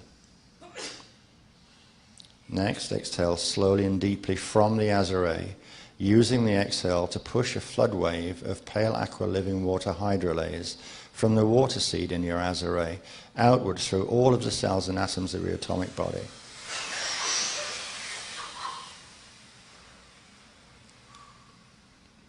Now repeat that simple process by taking several Azure inhale-exhale breaths, using each exhale to saturate the orange-brown Jarosh sludge Cal sheath around your atoms with pale aqua living water hydrolase.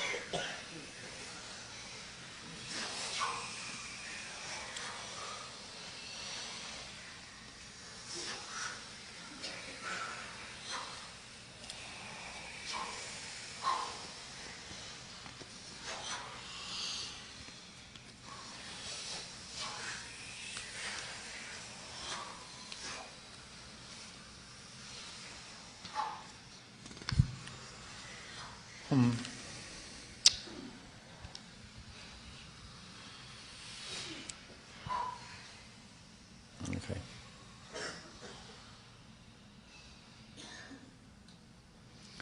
And we have to have some other assistance. A little impression will be transferred here in order that you can call to mind the two stellar translocation codes introduced at the Sarasota workshop, which I'm not able to show you.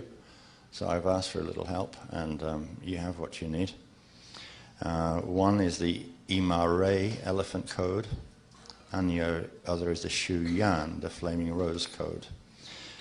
Take a final inhale, hold at the Azure, and visualize or intend the image of the two stellar codes as strongly as possible, positioned in your Azure, and just intend that these two codes are now positioned in your Azure, even though some of you have never seen them. Exhale firmly from the Azure, using the breath to push billions of copies of the two stellar codes, riding on a pale aqua living water hydrolase flood wave, outwards through all of the cells and atoms of your atomic body, and into the Cal sheath sludge surrounding your atoms. And when you feel done, just breathe gently and observe a mild fizzing sensation, a little like Alka-Seltzer buzzing away in water, occurring all around your atoms as the two stellar codes progressively dissolve the inorganic calcite Jaroche membrane atomic harness.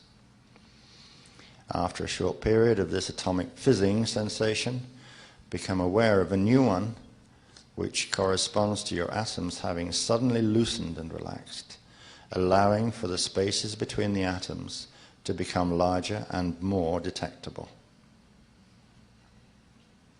Just take a few more relaxed breaths. Have the mirror the loosening tension and increasing relaxation, reflecting the expansion of the spaces between your atoms.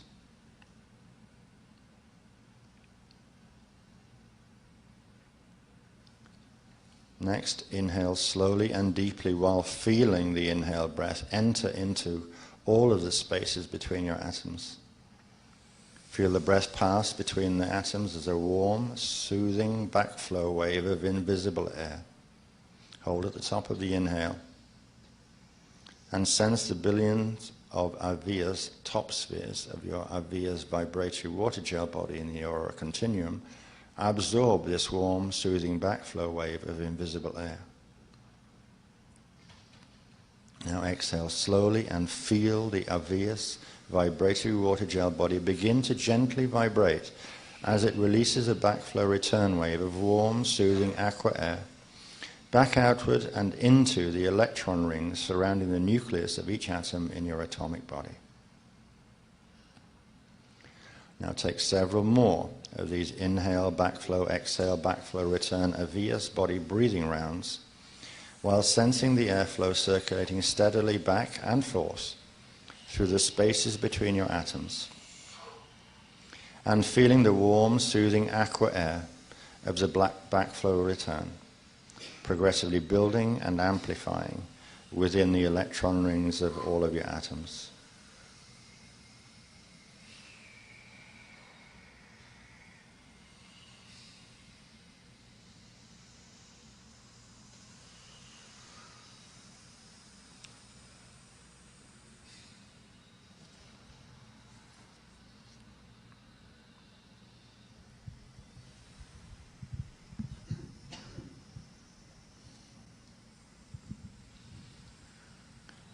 So, having completed the 12 steps of Part A, in future, from this evening onward, you may engage Avias breathing at any time simply by utilizing steps 10, 11, and 12, which is where you inhale slowly and deeply and feel the inhale breath enter all the spaces between your atoms, and then to continue through the inhale, exhale,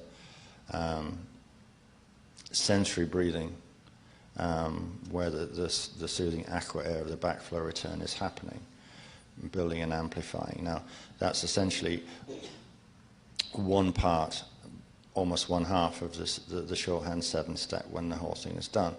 Now, to use this breathing technique assists in easing fatigue, calming emotions, recharging energy levels, harmonizing the mind-body-spirit system, and facilitating healing and or manifesting, that is in materializing objectives.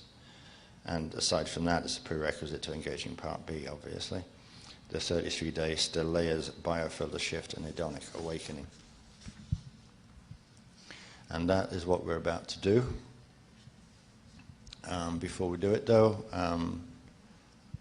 I've been asked to read the notes, so the purpose of Part B, the 33 days delay is biofilter shift and hedonic awakening, which is subtitled Engaging the Jade Body, slide 1 by location into the aura continuum, which consists of entering the trans-time transcendental planes of the aurora continuum and perceiving from the transcendental Jade state. And this is the state the beloveds wanted us to get you into before the activation occurs later on. Now, how this works at its most full and most powerful is a progression over 33 consecutive nights, which are not critical for our purposes this weekend.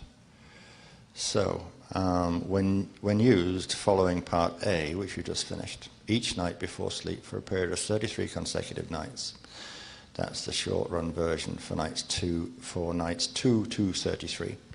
This technique 1 part B will progressively assist to activate within the DNA RNA ego and to open within the neural network structure the round 3 probability 6 aurora continuum biologically frequency platforms corresponding to the aurora continuum. Activating and opening the round 3 probability 6 aurora continuum biological frequency platforms creates a biofilter shift out of the round 1 probability 4 net Earth field, progressively transmuting the probability 4 bionet control filters.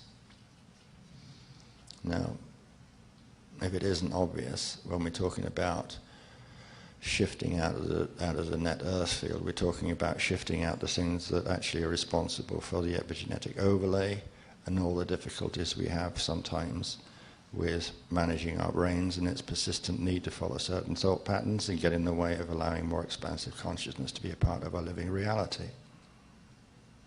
If I wanted to paraphrase what I've just said to you, that's what it's talking about, just to be very clear.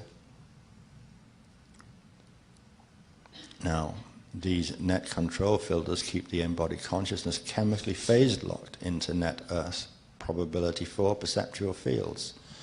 As the probability 4 bionet control filters are progressively disengaged from the Avia's vibratory water gel body and corresponding atomic body, the net Earth probability 6 and aurora continuum biological frequency platforms and their inherent Middle Earth actuality dominion hedonic code are activated in synchronization, creating an unbroken linear perceptual passage through the probability 4 to probability 6 time shift leap.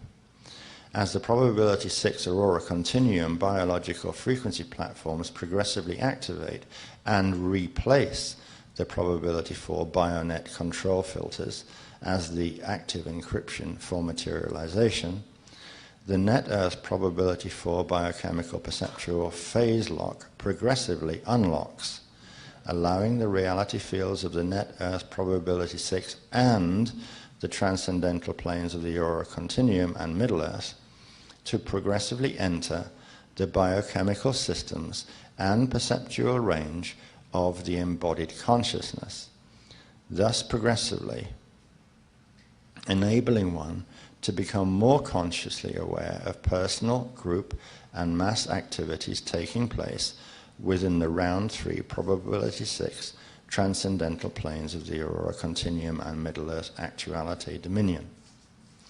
Once the 33 consecutive nights of the probability coordinate alignment phase have been accomplished, the activated aurora continuum biological frequency platforms can be sustained and progressively enhanced thereafter through use of the 7-step short-run version 3 times per week prior to sleep, and use of this long-run version, that's both parts A and B, prior to sleep once every 33 days. Eventually, with consistent practice, and the time period will be different for each person, the newly developing neural networks associated with the aurora continuum biological frequency platforms will enter physical materialization and remain open, allowing the Jade body projection into the aurora continuum and elsewhere to occur instantaneously with simple thought intention.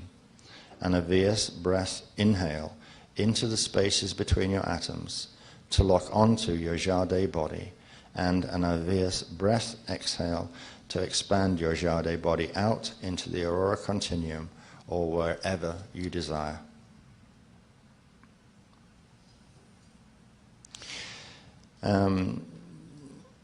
There is a footnote that you should be aware of, which reads that the round 3 probability 6 transcendental planes of the aurora continuum are being utilized by the Christics of the Crystal River host as the primary meeting planes for interaction with Christic races and your personal slide team. At first, these aurora continuum planes will be used to develop and enhance skills in slide 1, Jade body by location, through which personal direct cognition communication and projection skills can be progressively enhanced through personal dream state and conscious projection interaction with your slide team members. In the future, once further communication projection skills and bioatomic capacities have been developed, the round 3 probability 6 aurora continuum transcendental planes will be the space-time coordinates used for slide 2 translocation, first into the Middle Earth Edonic Actuality Dominion, and the Interdimensional Association of Free Worlds, seat of Edon, City of the Crystal Temples, Solomon's Shield, Avia's Watchtower, Cathedral City, and Regenesis Educational Complex, located there, as in all located there, and later to the outer domain Median Ascension Earth.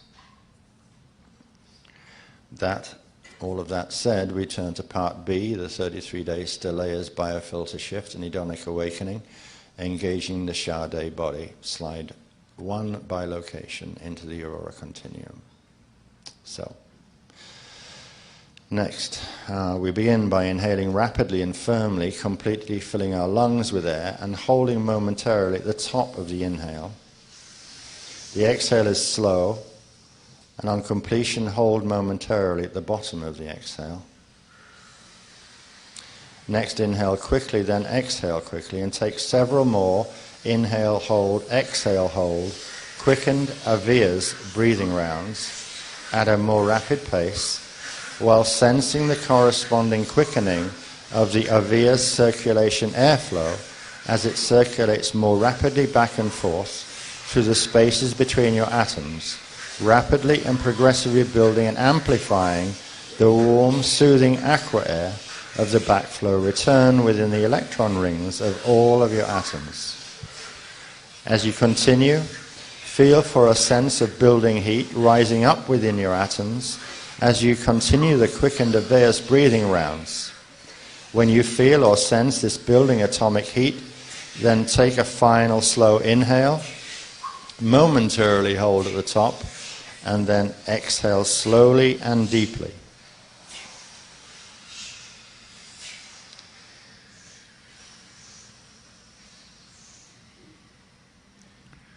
And just take a few relaxed breaths before we go on. Just breathe easily, and I'll describe to you what we're going to do next, which consists in our working with several slow, short, and shallow inhale-exhale breaths. And we take these breaths while calling to mind the image of the Tribeca Shalaya light unit, but with your attention focused upon the 2 bottom spheres of the Aveas that's the Aveas, not Vias, electrothermal gel spheres. So what I'd like you to do now is to take several slow, short, and shallow inhale-exhale breaths, calling to mind the image of the Tribeca Shalaya light unit, focusing your attention upon the 2 bottom spheres, the Aveas electrothermal gel spheres. Can you please proceed with that? Just slow, short, and shallow. Inhale, hold, exhale, hold, all of it short and shallow. Focus your mind on the Tribeca Shalaya light unit and your attention on the 2 bottom spheres. And moving from there, continue to breathe the short, shallow style. Turn your attention to the billions of Shalaya light units, one each surrounding each materialized atom, that are implied by the existence of each materialized atom. Focus your attention upon the billions of Avea's electrothermal gel bottom spheres of the Shalaya units. Each materialized atom is accompanied by a phase set. Continue the slow, shallow breathing. A phase set of 2 Avea's bottom spheres within the middle domain light body, Mane field of the Kali Hara body. Each electrothermal gel bottom sphere, Avea's phase set of the middle domain light body, is connected to a singular Avea's aquagel top sphere within the aurora continuum. As you continue rounds of slow, short, and shallow inhale-exhale breaths, imagine or visualize that you have a third body and biofield that looks just like your materialized atomic body and biofield, and your Avia's vibratory water gel body. But this third body is made up of billions of pale blue and pale violet electrothermogel Arveas unit phase sets. This is your ectoplasmic oscillatory Arveas body, or oscillatory thermogel vapor light body. Your Arveas body exists within the middle domain light body Manet field of the Kalihara body. Again, as you continue to breathe, try to feel for the presence of your endoplasmic Arveas vibratory water gel body in the aurora continuum, and then try to sense the presence of your ectoplasmic Arveas oscillatory thermogel vapor light body as a thin, electrified blue-violet vapor that hangs between your atomic body and your Arveas body, your Arveas vibratory water gel body.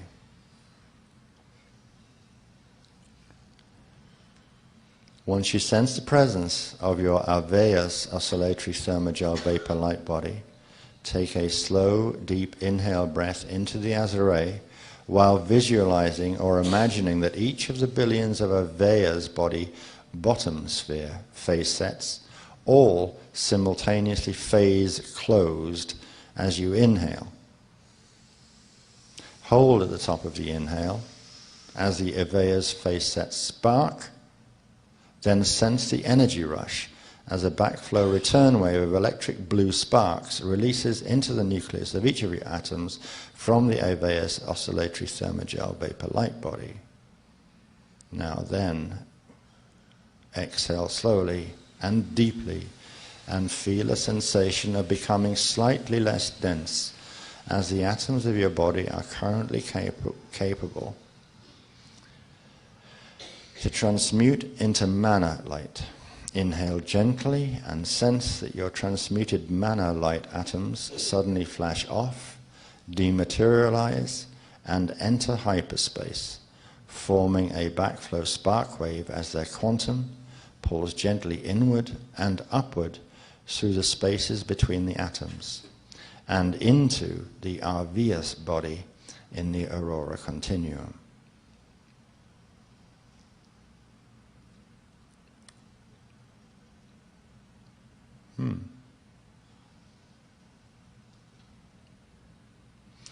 Inhale and hold at the top of the inhale as the atomic backflow spark wave completes delivery of the atomic quantum into the Arveas body. Exhale gently and then breathe several rounds of slow, deep inhale, hold, exhale, hold transmutation breaths, each round creating a release of another backflow transmuted atom spark wave into the Arveas vibratory water gel body in the aurora continuum. As the transmuted atomic quantum enters the endoplasmic Arveas body, it draws with it the corresponding aspects of the ectoplasmic Arveas body. Continue to breathe like that. When Arveas endoplasma, Arveas ectoplasma, and atomic plasma merge in the aurora continuum, the atomic and Shalaya light unit structure transfigures into photoplasma, forming a photoplasmic atomic replica of living light aquagel within the aurora continuum. This is your photoplasmic Jade body, your transcendental atomic vehicle of travel within the aurora continuum.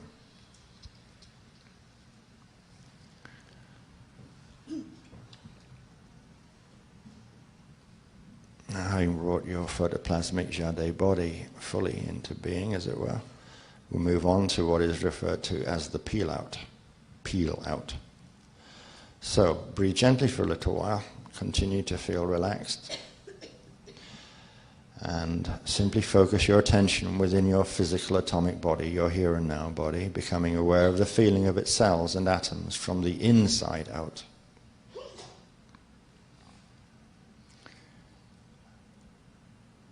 And having made that simple connection, try to sense, to feel the presence of your aurora continuum photoplasmic Jade body, now fully present within, around, and between the cells and atoms of your atomic body. The atomic and Jade bodies currently occupy the same space, but the atomic body still exists within the outer domain reality field, and the Jade body exists within the corresponding space-time coordinates within the transcendental planes of the aurora continuum. Now inhale slowly into the Azure and extend the breath further upward to a point just outside the top of the head over the fontanelle. That's the translation duct 4. Hold momentarily at the top of this breath, right over the fontanelle.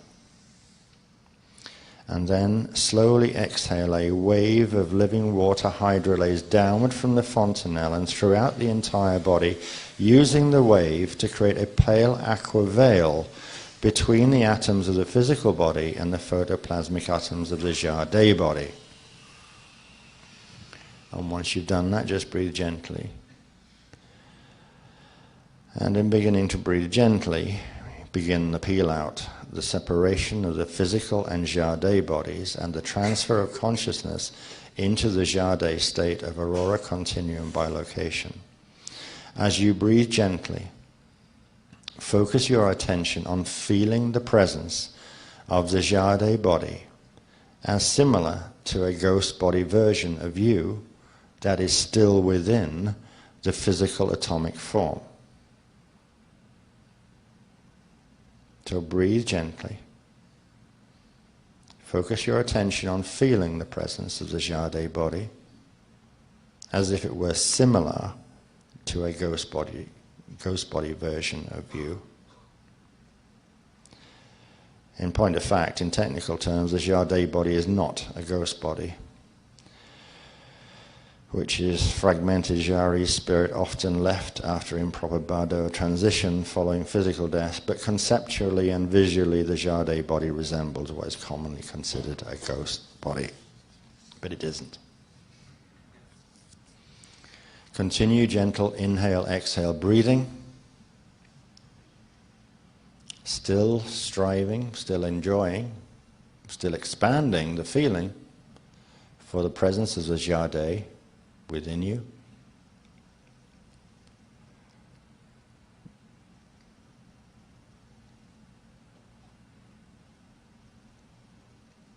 Now continue inhale, exhale breathing. And next, beginning at the fontanelle on the top of your head, start to peel the Jade ghost body out of the physical atomic body.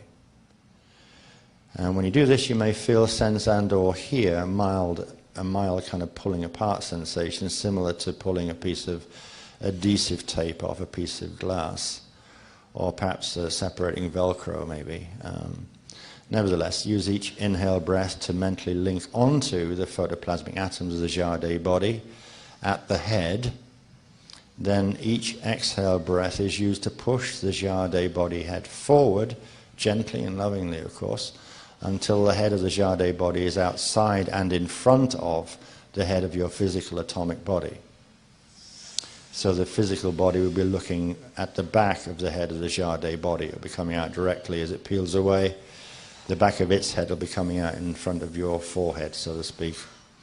Now continue to gently inhale, exhale, and continue with this peel out breathing process.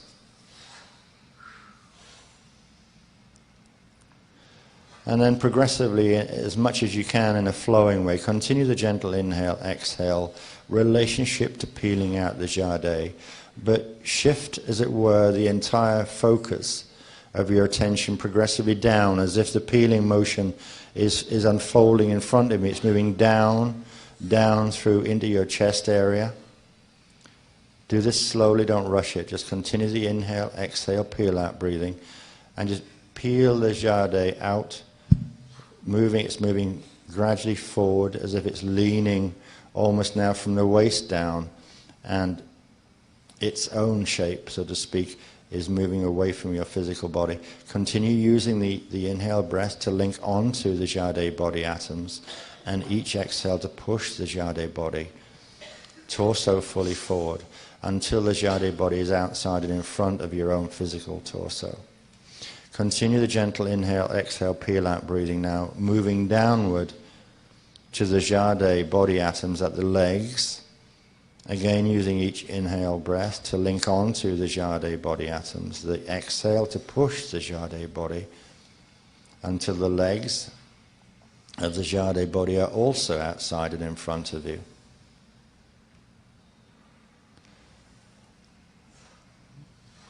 Once you feel complete in that, we will next take an inhale breath. This one is up to the fontanelle where you will hold. And you will exhale firmly, and you'll use the breath to stand the Jade ghost body up in front of you.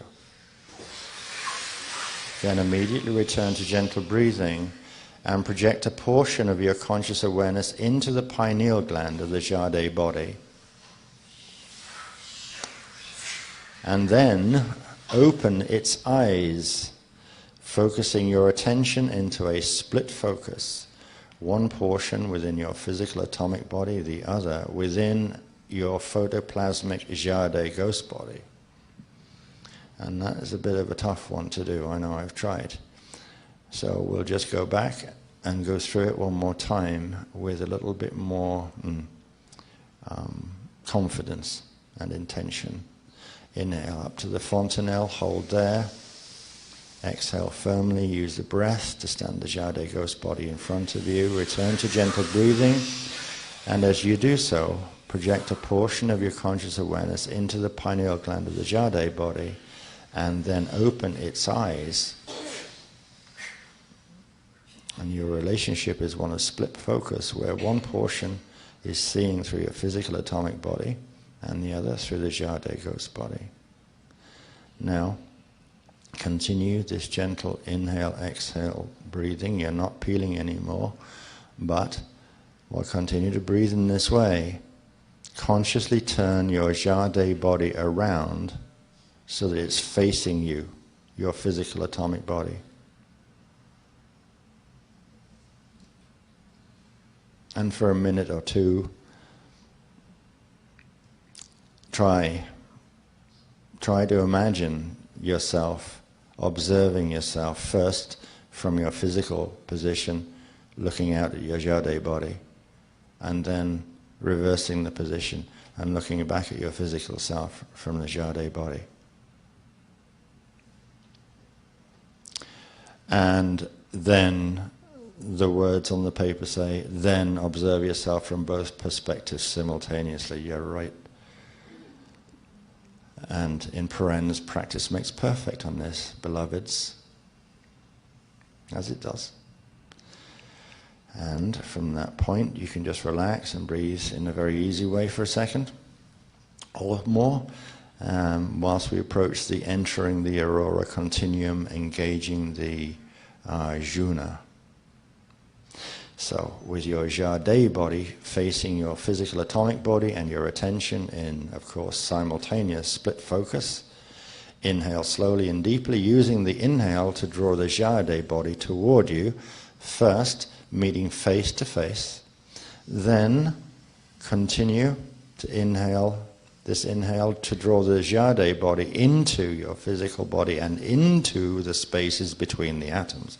Hold this breath at the top, just as your Jade body disappears within you, and it will have done, as it passes directly into the transcendental planes of the Aurora continuum through the space between your atoms.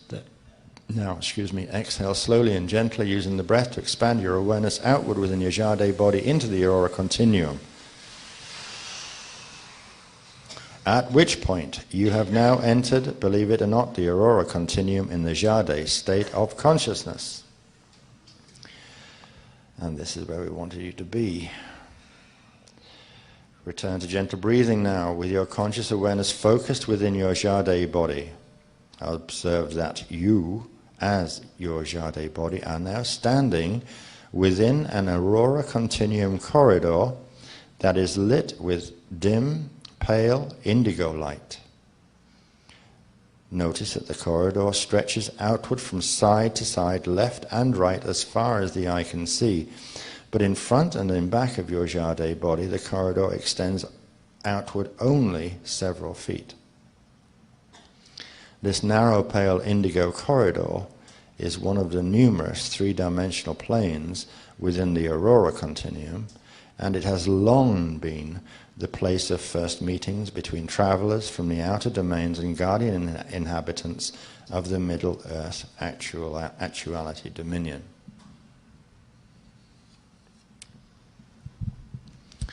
Now, sit your Jade body down on the floor within this narrow, pale indigo corridor and mentally request that your Arjuna guides from the Middle Earth Actuality Dominion Elemental Command now come to meet you here.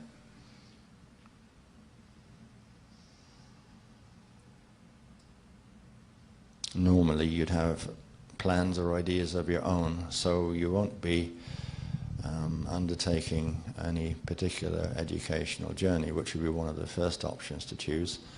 The purpose of this is to have you connect with your Arjuna guides and establish a strong link with your Jade body, which we've done.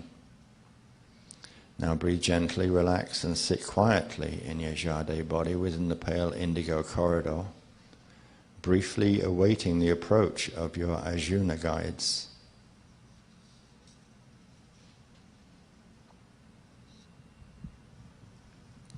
Now you may feel, and if you're not feeling strong on that, you can certainly intend that there is a very present sensation of vibration appearing far down the corridor to your right as two bright white orbs about the size of dinner plates or a European soccer ball rapidly approaching you. As the orbs come to rest sitting on the floor beside you, observe that they, likely as not, will transfigure into two hominid white light beings in the order of 6 foot to 8 foot tall, sitting on the floor of the corridor beside you.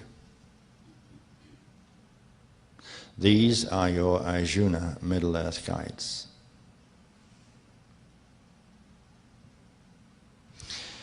If you are feeling awake and aware and have a moderate to good visual and sensual connection to the Aurora Continuum corridor space, you may now telepathically engage dialogue with your Arjuna guides, requesting insight, guidance, healing, or specific education, while the remainder of this evening's workshop unfolds.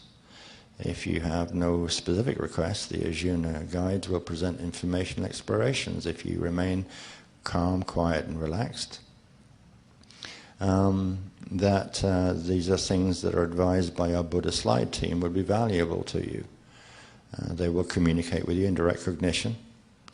And from this point, they may ask you to stand up and go into orbs so that the three of you may travel to Middle Earth for a short visit for insight, education, exploration, whatever. Otherwise, if you're at home and you're doing this, you'd allow yourself to fall asleep in the physical as you focus within your Jade body and converse or begin to journey with your Arjuna guides. However, if you have poor to no visual and sensual connection with the Aurora Continuum corridor space, know that if you have done all the steps in this technique, which you have, your Jade body has indeed arrived in the pale indigo corridor of the Aurora Continuum, but you may simply have lost track of the part of your consciousness that transferred into the Jade body. And this is not uncommon, and it's certainly not a thing to feel discouraged or cowed about in the beginning to intermediate stages of the Jade body projection. It's quite common, particularly if you're physically overtired, and I imagine a few of you might be. Nevertheless, the part of your consciousness within the Jade body is conscious and aware of itself and will engage with your Arjuna Middle Earth guides to further your education and sensual skill development. While you sit in the remainder of the workshop, or whether you drift off to sleep later on, it won't make a little bit of difference. Now, I dare say that copies of this will be made available to those that don't have them, and a copying number would be handy if Tammy or Matt can tell me something about it. I won't read them to you now because we'd rather leave you in the space you're in until I'm able to get back, complete the Mylar set, and get back down here, which I would say would be not more than a half an hour from now. But in the notes here we have exercises to enhance visual sensual connection to the Aurora Continuum. We have pre-sleep order suggestions as a nightly exercise, and something on Sadi projection meditation exercise as well. And finally, there is a whole schedule relating to how you actually utilize this technique, which is very important and very powerful, very current technique that we're working with. So.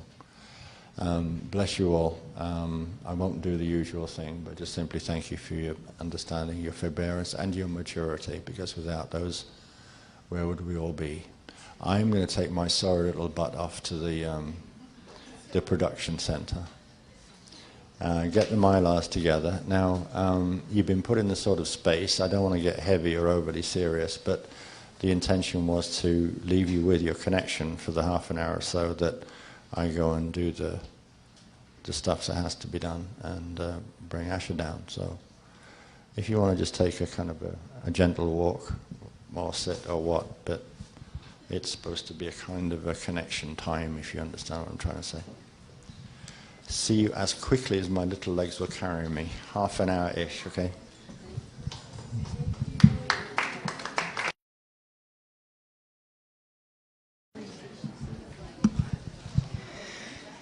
Good morning, evening, afternoon, whatever it is at this point. Good after morning, right? Good one, Az. Just waiting for everybody to come back in, whoever's still awake. Once again, thank you for your patience. You know, I'm choosing to be cheerful. I started doing that about 6 o'clock when I realized how many more diagrams I was supposed to do before I came in. And I'm still doing that, and I really hope you are too. Right. I do apologize for the inconvenience to all of us. But anyway, we have a series of diagrams, of new diagrams. That's what has been taking so long. And at least I know a little bit more now about what we're teaching for this workshop. And it's quite fascinating.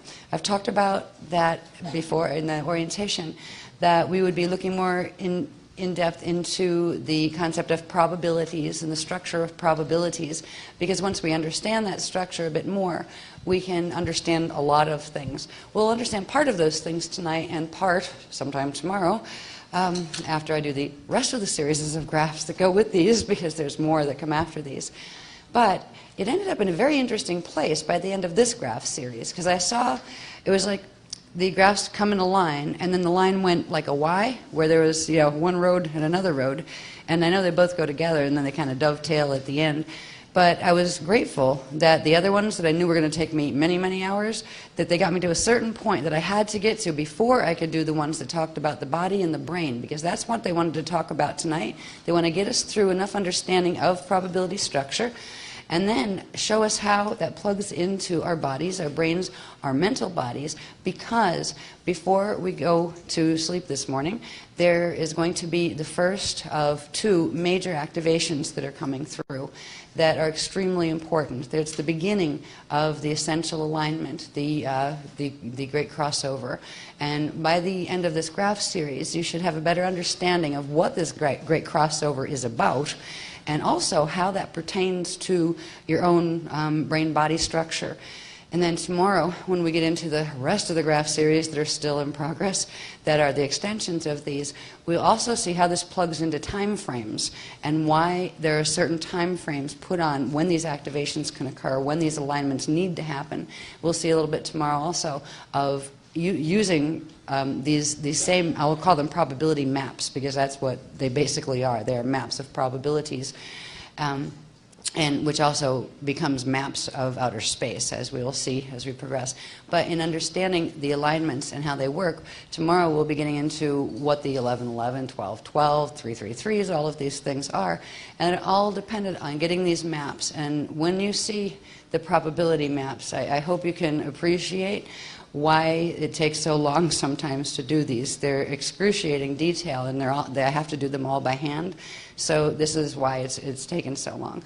Anyway, we'll get underway, and I'll do a quick couple of graphs in the beginning to lead us up to where the new graph series starts. Get rid of some clothes here as well. Let's see if I can do this with glasses.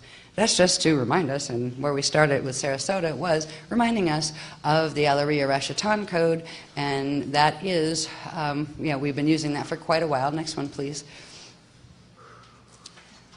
That is actually the structure of the flows that go with the Ilumeridana spirit body, and I'm just touching base with these because, as we explained in Sarasota, the structure of probabilities is literally built on the structure of the spirit body and the things we have learned about spirit body structure, where you have the Hara body structures, where each one of these lines that has to do with the Illyrian chambers, and these are the core flows and all that, each one of these has a sphere on it, and those spheres they actually form the structure of what probabilities look like.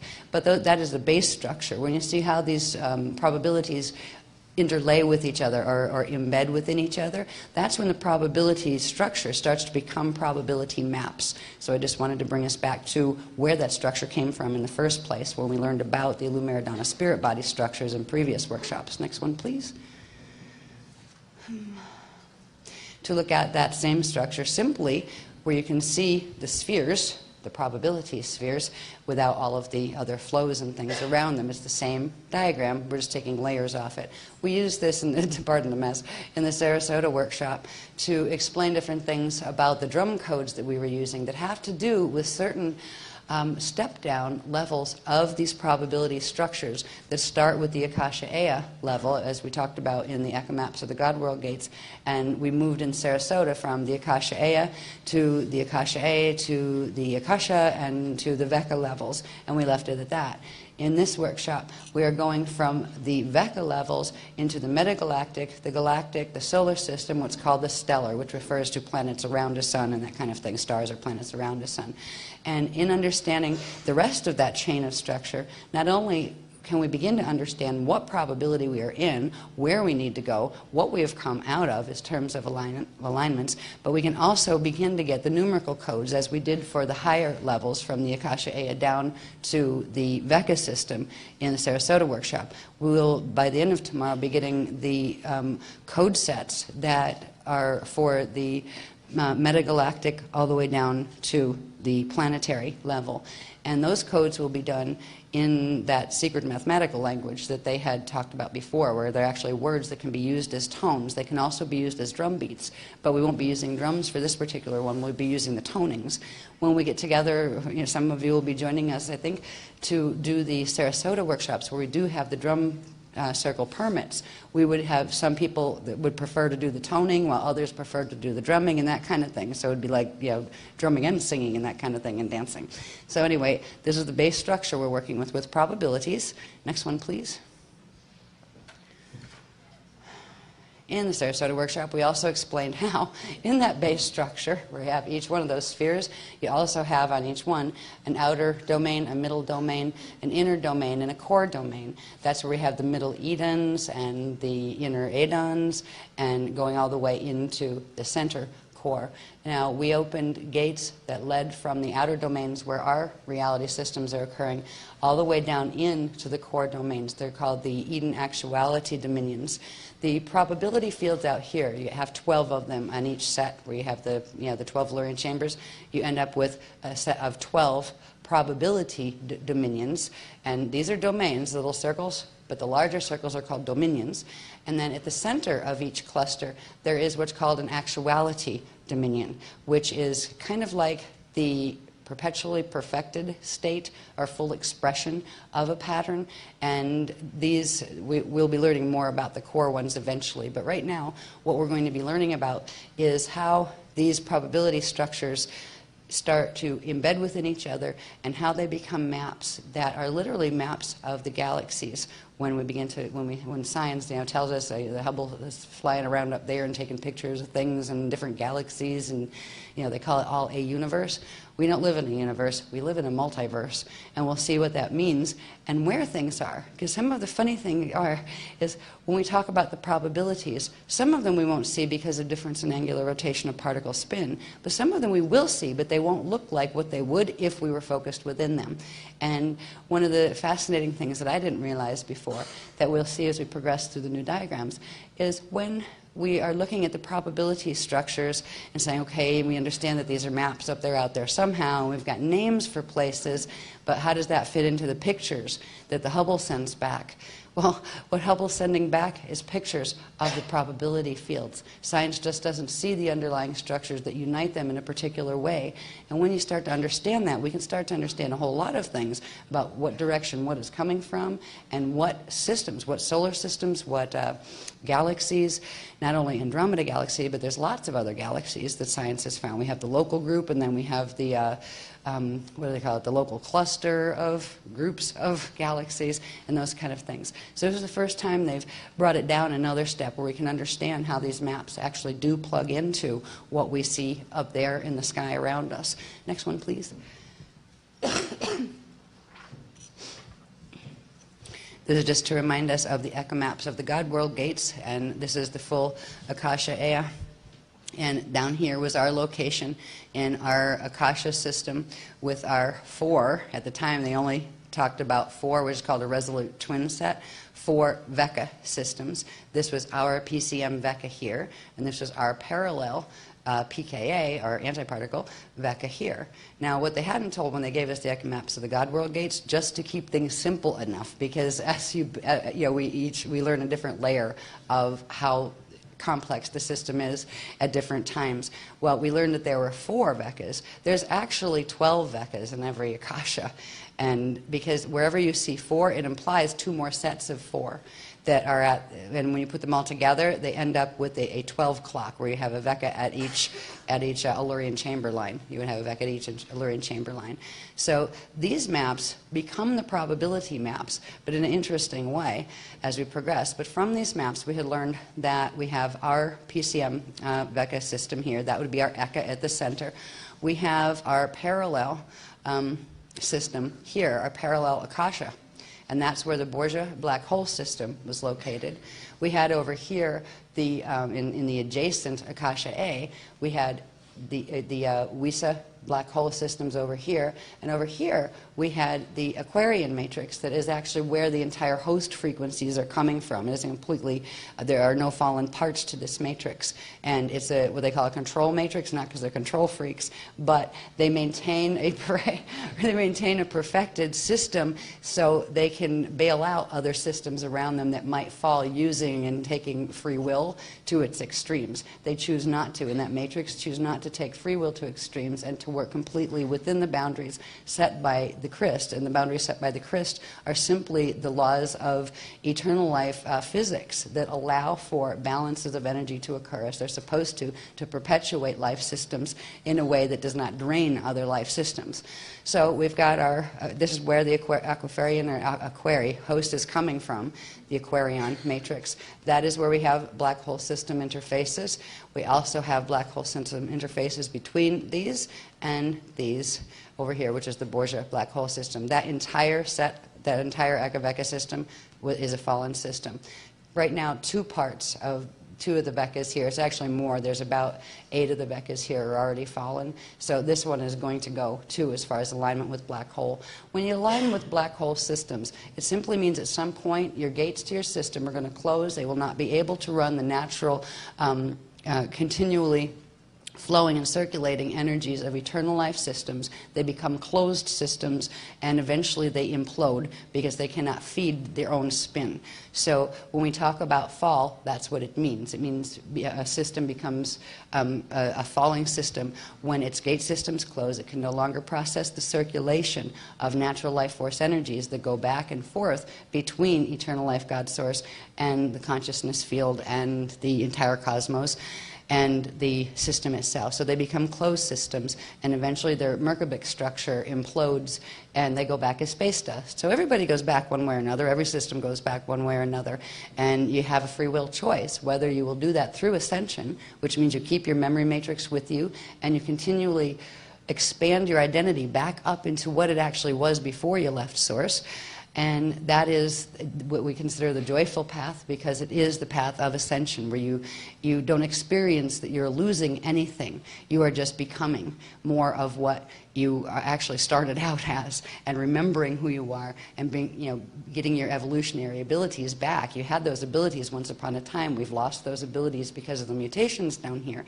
But ascension is, by far, anyone who has experienced it definitely says it's a no-brainer as far as whether you pick ascension or space dust.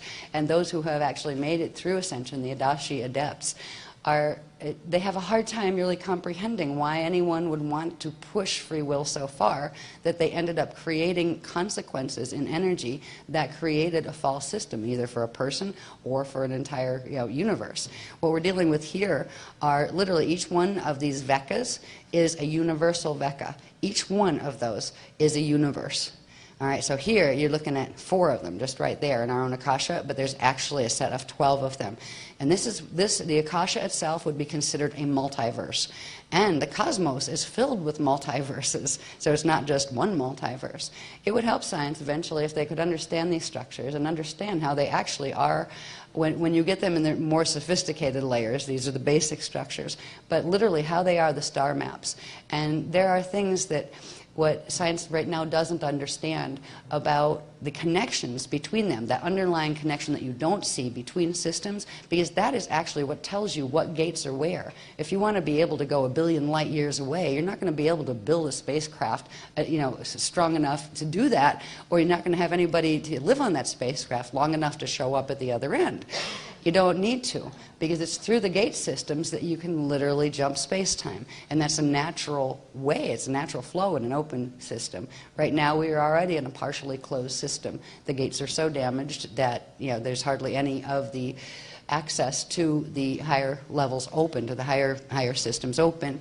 That's why we are doing the loadout, what is called the loadout. The beloveds are running an evacuation out of the Milky Way system. It is not just our planet, it is the Milky Way system, because it is becoming a closed system after 2230 AD. So that's the time frame we have, and that's why they're starting early enough. Should have started 1 million years ago, if you ask me. But that is why we're running the loadout galactic evac. It's actually metagalactic evac, as we'll see. So this little thing here, right, is just, I'll show you the big version of that. But that is pertaining to our Veka here. Our Veka here is actually, our PCM Veka universe is actually called Aquinas. And Aquinas is actually what science here, when they look at the pictures from up in space, call the M31 Andromeda galaxy. It is not a galaxy, it is a universe, as we define universes, as the beloveds define universes. All right, galaxies are something smaller that occur within universes. Now, this is our natural, and it's like, okay, well, we're here. Well, why aren't we in Andromeda? I'm 31 because of this, right? This, I'll show you the big one in a minute. But right here, if you took this little Veka out all by itself, this one here that's on that same alignment to our Eka, that is the basic universal Cathara grid set, or gate set, that goes with the Andromeda natural M31 Andromeda galaxy, or Aquinas universe. Here, this tilted thing over here is actually a part of this has partially fallen. And it did that many, many billions of years ago, and went into a shift where its Cathara 12 point is over here now. So its whole grid is in misalignment. Its center is no longer centered on here. This distance between those Catharogrids translates into 2.5 million light years of distance in space-time between the two places. It implies this one is our Milky Way. Our Milky Way galaxy it has fallen. It used to be a part of the Andromeda galaxy. I find it very interesting, too, because science speculates that in about 50 billion years or something, or 500 billion, I forget which it was in a book somewhere, I read it, that the Andromeda galaxy and the Milky Way galaxy are going to collide because space keeps expanding, right? And they're going to expand into each other, and basically the Milky Way is going to get swallowed by Andromeda again. And I haven't asked the below, is this a good or a bad thing? Because we're supposed to. In Ascension, what the original Crystal River host was hoping to do was to be able to take these systems and bring them back into alignment. So indeed, the Milky Way could naturally evolve back into the M31 system. What I believe is happening now is, and what science are getting little nudges for prediction, is the ones who are running the black hole systems at the center of the Milky Way, they're called the Procyon black hole systems, because Procetus, I believe, was the center star of this matrix that fell and started the fall thing, so it's called the Procyon black hole. Where the Christic mission was attempting to slowly, over billions of years, rotate the Milky Way back into its natural alignment with M31, the ones running the black hole systems have been planning to crash them into each other and pull this one fully into the black hole alignments. So this is the basics of looking at it with the Eka maps, and we'll see more of what this looks like when we put in the probability structure with the that we saw from the Lumiridana spirit body structure. Next one, please.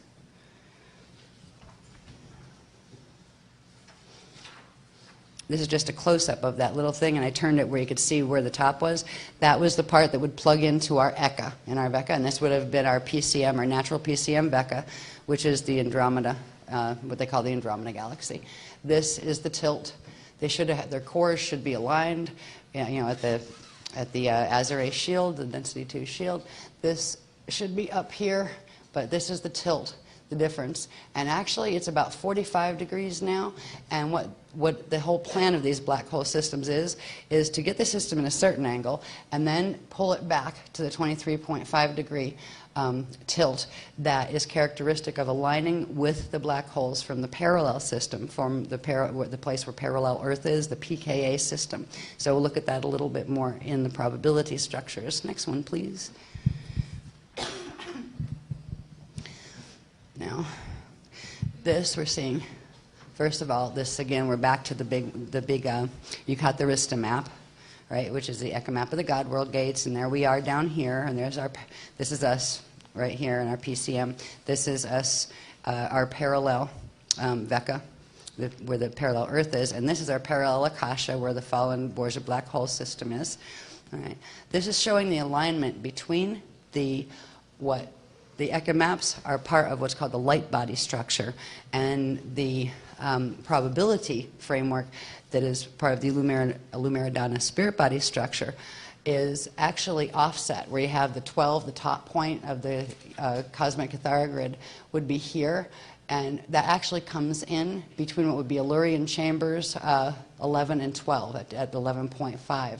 So it gives you an offset between the light body and the spirit body structures, and that's part of the reason why we can see the light body structures, the light matter body structures that have manifested through these underlying structures, but science can't see when they take pictures of the galaxies. They don't see these spheres around the items that are taking place in matter, in the middle of them. The matter and the light are part of the light body structure, where the spirit body frequencies are made of a different type, different quality of energy, and they aren't perceivable, but they are the framework within which the matter actually manifests. So it helps to understand that when we're thinking about how does this become pictures of our galaxy.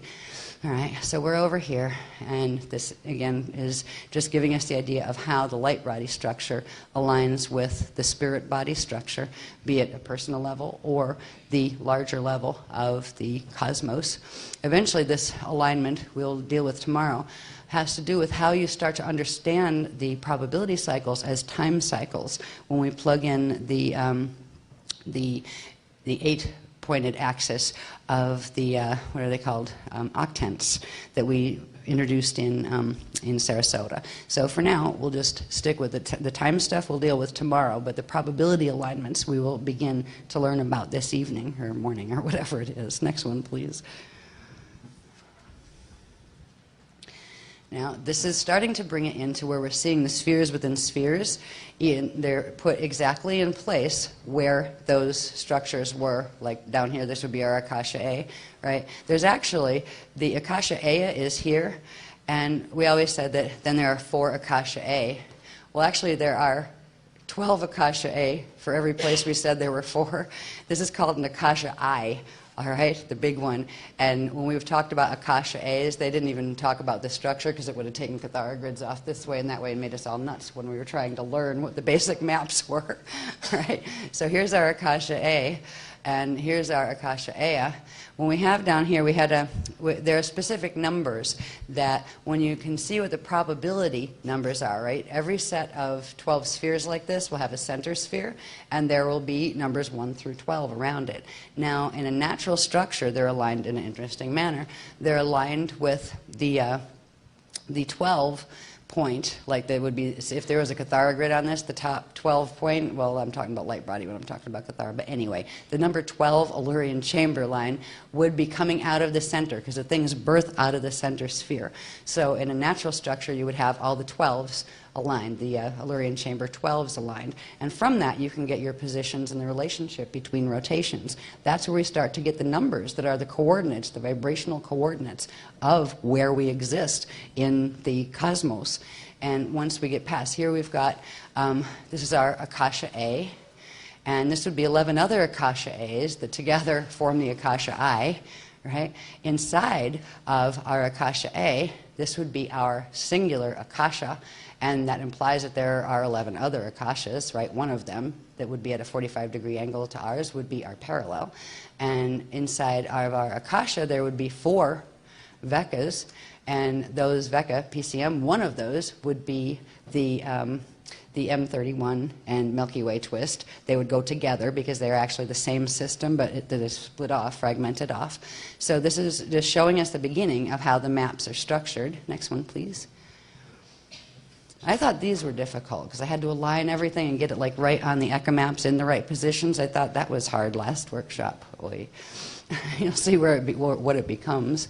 Now, since we knew where the black hole systems were in the Eka maps, we can tell where they are in relation to the probability maps that are beginning. Again, here we have that Akasha I, all right, and it's Akasha I number 4. It was called Akasha Aya number 4 because they hadn't talked about Akasha I's yet, but it's Akasha I or Akasha Aya, the big one, number 4. Has to do with the vector line that it's on, or the horizon line that it's on. All right, so that's the big one. Here we have Akasha A, number 12. So you have the top number would be 4, then coming down, this was the number 12 one. Then when we get to the Akasha number, that was number 11, I believe. Then when we get to our Veka, we were Veka number 5, which means probability number 5 within the Akasha, right? This is how this structure works. Over here, now if we're here at number 5, at a 90-degree angle is our parallel. That is where on the Eka maps our parallel Veka system was. That would be Veka 2. So this is where the parallel Earth is and the parallel system black holes. And this, if we look at our Akasha level, this is our Akasha here, our Akasha 11. And up here, I believe it's Akasha 8. Is our parallel Akasha, and that is the one that holds the that's completely fallen Borgia black hole system. Now Akashas can't fall, but the Eka-Veka systems within them can, and that is what is occurring in ours now because of the interfaces that have taken place with this one and also with ones over here. There's wormhole structures that run from here and the center of here that's in our Akasha I structure, all the way over into the adjacent system. Now this system won't fall because again that's the one where the Aquarions are from, and that is where the host is coming from. But this system here is almost fully fallen as well. They said there was about 8 of them. These 2 aren't, but there's others because every time you see the 4 pattern in the Eka maps, it implies there are 2 more sets of 4 pattern to go with it to make the 12. So there's this wormhole link set that comes through into here, into the parallel system. That links through into the center of our Vecca. That links through into our metagalactic core, into our galactic core, into our solar system core, and into our planet core. And not just ours, it affects all the probable versions. Because what we're looking at when we start to see these as probabilities, we can say, okay, well, here's our PCM Vecca 5, and that's, is the, M31 Aquinas or Andromeda universe, and the Milky Way split off from that, so it's somewhere still right around in that system. So if that, wait a minute, I'm getting interrupted. Get to the next one. All right, they want me to go to the next one. they must be timing something as far as when activations are coming through. Anyway, I won't go there. But it's easier, bigger, they said. Okay. All right, thanks. Now, this is looking at the same thing again, but enlarged, with just showing here the, let's see, where am I? Akasha A. This is the Akasha A. All right, this is the Akasha A. So it's not showing the whole huge structure with the echo maps in them anymore. It's taking it into the probability map structure now that we see how that is built on the echo map structure. It's actually vice versa. This actually comes first, and the echo maps that are the light body structures form upon and through this structure. All right. So now here we are again. We have excuse me, our Akasha A. This would be our Akasha A, and that's probability 12. And our Akasha is, I believe, Akasha 11. And there's our Vecca 5. There's our parallel Vecca 2. There's the parallel Akasha Borgia black hole system. So this isn't showing the other crossovers into the ones in the adjacent system. It's giving a close-up more so in ours. Now, all of these others would contain a version of the same thing. That means if we have a system, which we do, that this is our Vecca, and way down in there someplace, there's our solar system and Earth. That implies there is one in every one of these, and in every one of these, and in every one of these. When we look at these galaxies and galaxies that Hubble takes pictures of, we are actually seeing probable versions of various ones that are united through central cores, but you don't always see them because sometimes they break apart, sometimes they fragment, and those kind of things. But literally, it's not that every one is a different thing, has a different name. We are seeing like Earth 1, Earth 2, Earth 12, Earth 144. I mean, seriously. And the same with a lot of other ones. So they would like us to understand that the probabilities, even if you popped up on like Earth 144, it would probably look a lot different than this Earth, whatever number it is. We're in Vecca 5, we know that much, right? But they are still versions of each other, which means their core base pulse rhythm is birthed from the same encryption. It would just have a different number. It would have a bit of a different set of numbers. The base encryption of a planet or a person is actually what determines its space-time locations. And to move from one set of coordinates to another, you need to change base pulse rhythms. So it helps to understand the coordinates you're aiming for, because then you can choose to do things to create the base pulse rhythm that will actually get you there. If you get to the point where you can orb and turn yourself into light, it helps to know where to point yourself and how. And holding the vibrations of the place you want to go is the way to be able to travel. So these are literally maps. They are beginning to show us how these work as maps. And eventually we'll get very good at them, and we'll see the amazing, I think they're more than three-dimensional. They hang in the air, and they're massive. They'd be like, small ones would be the size of this room, and you'd see all these structures, but in 3 dimensions, three-dimensional form, moving and spinning through each other with little flashing things when gates touch, when like passages open between certain places. They're really, really sophisticated, the map systems that they use. These are very rudimentary drawings to show you the structure upon which their map systems are built. Next one, please. Oh, wait a minute. This is just showing you here an enlargement of this here, right? Now see where you have the Borgia parallel Akasha black hole system passing through into our Akasha, right? And not just into our Akasha, but into our parallel Vecca, and not into Vecca 5 exactly, but parallel Vecca black hole passes into ours. So this is where our Vecca system, our PCM universe, Andromeda, Aqueous, became endangered by the falls that were created around it, so that there is a link there. We'll look at these more closely, especially tomorrow, when we start to see where we've moved from as we've been making these probability leaps that we've talked about. We've been actually moving probabilities on a metagalactic level. Now here on these maps, we haven't seen the metagalactic level yet. We've seen the Vecca level and upward. And this would be, all right, this would be our Vecca. This would be our Eka. All right, our Eka core that we've talked about in the center of our Akasha. So we'd have an Eka and our Vecca. There'd be a Vecca core. Now the next set of 12 inside of our Vecca, they each would be metagalactic probabilities. All right, so we're going to take it from there down in the new graphs. And they had to get very, very precise with the alignments, so we would understand what numbers we needed to use and how to use them. All right, they will also help us understand how this pertains to our body structures as well. When we look at this down here, this is our, let's see here, this is our Akasha. Well, this is our Akasha here. So it's taking this section only and enlarging it so we can see it better. All right. Now just notice how this is the Akasha, right? And there are 12 lines, 12 Lurian chambers inside the Akasha that lead to that central point. And each one of those is a Vecca. Right, the next smaller one, because each one of those is a line upon which one of the smaller spheres grows, right? So we have, Vecca 10, Vecca 9, Vecca 8, etc.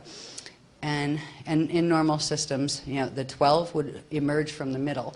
So in a normal structure where things weren't out of whack, we would have from this, the Akasha A, the Akashas would birth, so their 12s would be up here. And then from the center point of the Akasha, the Veccas would birth, so their 12s would be up here. That would be the natural structure. But as we'll see, it gets more and more complex as we go down and see what a mess our system is down here. Oy. Right? Now, this is also showing us that, all right, when in our Vecca system, all we described it as in the Sarasota workshop is we have been doing probability leaps. We have been literally leaping probability alignments because we started out in 2000 when the stellar activation cycle happened, and I think we've been stuck there for more than 24,000 something or other years. We were actually stuck in what was called probability 1. That would be metagalaxy 1 alignment, right? Now if we look where metagalaxy 1 is, right? You've got 12 here coming out from the center. You've got 1, 2, and 3.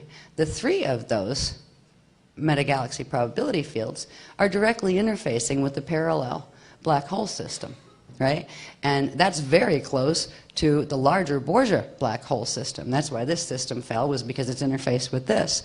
So we've been going through an amazingly difficult period since the gates opened again, because we were stuck here and we've actually had to leap. We've leaped from probability 1, where we started when the gates opened, to probability 3, which was in, I think that was this one, yeah, August of 2003. Then we finally leaped to 4 on November 1st, 2008, and then we finally made the leap, and this is the beginning of getting things into the alignment that we need to survive what's going to take place in 2012, so we don't see a probability we do not want to see. All right, so we leaped from 4 to finally probability 6, or metagalaxy 6, during the Sarasota workshop. We made that final leap shift. That was the final one on the higher levels. We had to get here to probability 6. And as we start to see what the other things are, each one of these probabilities or metagalaxies would have a set of 12 within them, right? They would beat the galaxies. And each of the galaxies would have a set of 12 in them, and they would be the solar systems. And each of the solar systems would have a set of 12 in them. That would be called the stellars. Now, they can be planets or stars that go around a central sun, like Earth would be considered a stellar. All right, because it's one of the ones that goes around a central sun that we call our sun. So there are versions of our Earth, our solar system, our galaxy, and when we talk about our galaxy, we're not actually talking about when they say the Milky Way. It's only a part of it. You have to go one up. what science sees, what they have, you know, artist representations of and that kind of stuff in books, is actually the metagalactic shield. All right, so they're not seeing the entire set of 12 metagalaxies of the Milky Way, but what they are seeing is the metagalactic shield. And they are seeing also the metagalactic shield of Andromeda. All right, that's where they know that Andromeda's up there and like located over to the right or whatever it is in space. So the beginning of understanding the more complex stuff comes from here. And as I said, tomorrow, after we get through the more complex stuff on structures here, tomorrow we will be finding out more about these time shifts, because that was the big one, that if we hadn't made that, we would have been doing just pull the shield evac, because none of the rest of the host will hold without that alignment. We've made that alignment, but now there are ones from the metagalactic level down that do have to be done, and by certain times. So we'll look at the time part tomorrow, but we'll look at the structures and the interrelationships with the new graphs. Next one, please.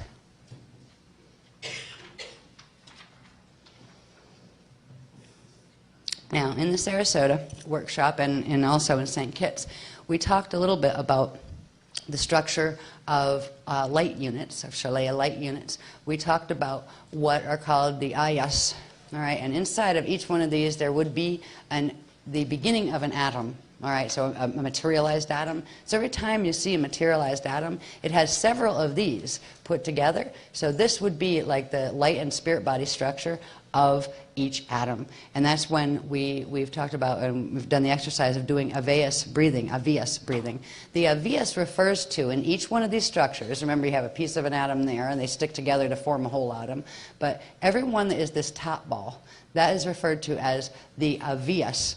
And all of those together, say your whole atomic structure, for example, every atom in your body has a cluster of these, some of which are that top ball that's made out of a different type of substance than the two bottom balls.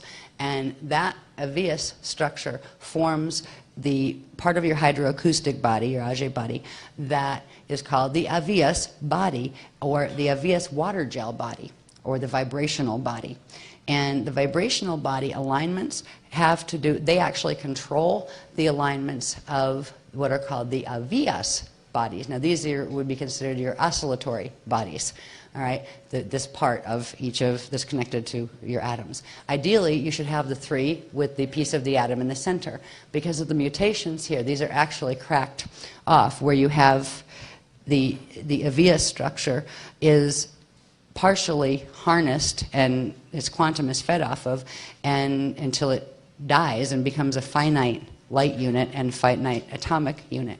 Now, we've been working to regenerate the Avias to Avias structures in our atomic structure, and as we up the light quotient that we've talked about in our body, and we left off at 75%, I believe, in Sarasota, and we're going to be able to jump to 82% during this workshop period. It means 82% of them have been fixed from the biveca mutation back into the triveca structure of a natural Ayas elemental. The whole thing they call it is Ayas elemental. Now, when we see that the orb snow, this is actually what we're starting to see. We're starting to begin to see the Avias as the doorways start opening between here and other reality fields. You can get negative orb experiences too, because things can open to black holes and would have some version of orbing, and it's hard to tell just by seeing them look like orb snow whether you're dealing with ones that are a full triveca structure, or if you're seeing one of the mutated sides of one of the Avias ones that aren't connected to an Avias. But anyway, when we talk about orbs and things, it goes back to these structures that we are starting to see parts of these structures. It also goes back to with and working in this particular workshop that's dealing with the D3 atomic level, we're going to be dealing with the Avias body. The Avias body controls the other two, which controls the alignment of the atomic structures. So with the Avias vibrational body, we will right now it's being controlled by the base encryption programs of the Milky Way system, which means we are stuck in the Milky Way system still. Even though we've opened up all these flows and things in our body, we are still physically and perceptually stuck in the Milky Way system. In order to be able to get ourselves into a full slide, we will need to be able to first reconnect our mutated atoms and their AVEAS back to the AVEAS, which we have been doing in the previous workshops. And then we have to get the AVEAS aligned with the proper set of coordinates, as far as we need to align not with the Milky Way system, we need to align with the Andromeda system, the original set, because the Andromeda is still there, just a part of it, its quantum, fell to become the Milky Way system. So it's literally completely changing our alignment back to the original core alignment of this system before that fall occurred. And it means we will change the angular rotation of particle spin. Say if Milky Way was pointed this way, your AVEAS would be pointed that way. It means your whole atomic structure would be including these guys, right? If you wanted to go to M31, you'd have to turn them back this way if M31 was over that way.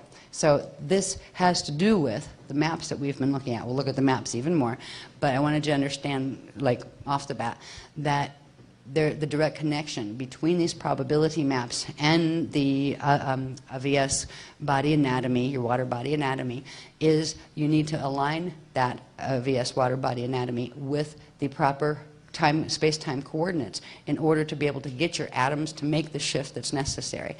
And the great crossover that we've mentioned has to do with getting things aligned so you can make the shift from the Milky Way set of coordinates into the M31 set of coordinates. And there's only a certain time period, we'll deal with the time periods tomorrow, that can occur within. And if we don't catch the leap while certain alignments are actually aligned like as they are right now, we won't catch it. And that's why it would be literally pull the shield before 2012 if that alignment isn't made. Our shield is going through it first. The Aquiferian shield is making the great crossover first, so we will be able to do the same and facilitate the crossover for Net Earth's shield that will be going through the same process a little bit later, a couple steps later than we are. So this is why they have started this training now. All right, next one, please. Here we go. Take a drink of tea for this one. This is one of the easy ones. Welcome to the beginning of the new graph set. You don't want to hear. You don't want to miss this, do you? You haven't heard this yet either. Okay. Alrighty. Let's see. Let me read it to myself first.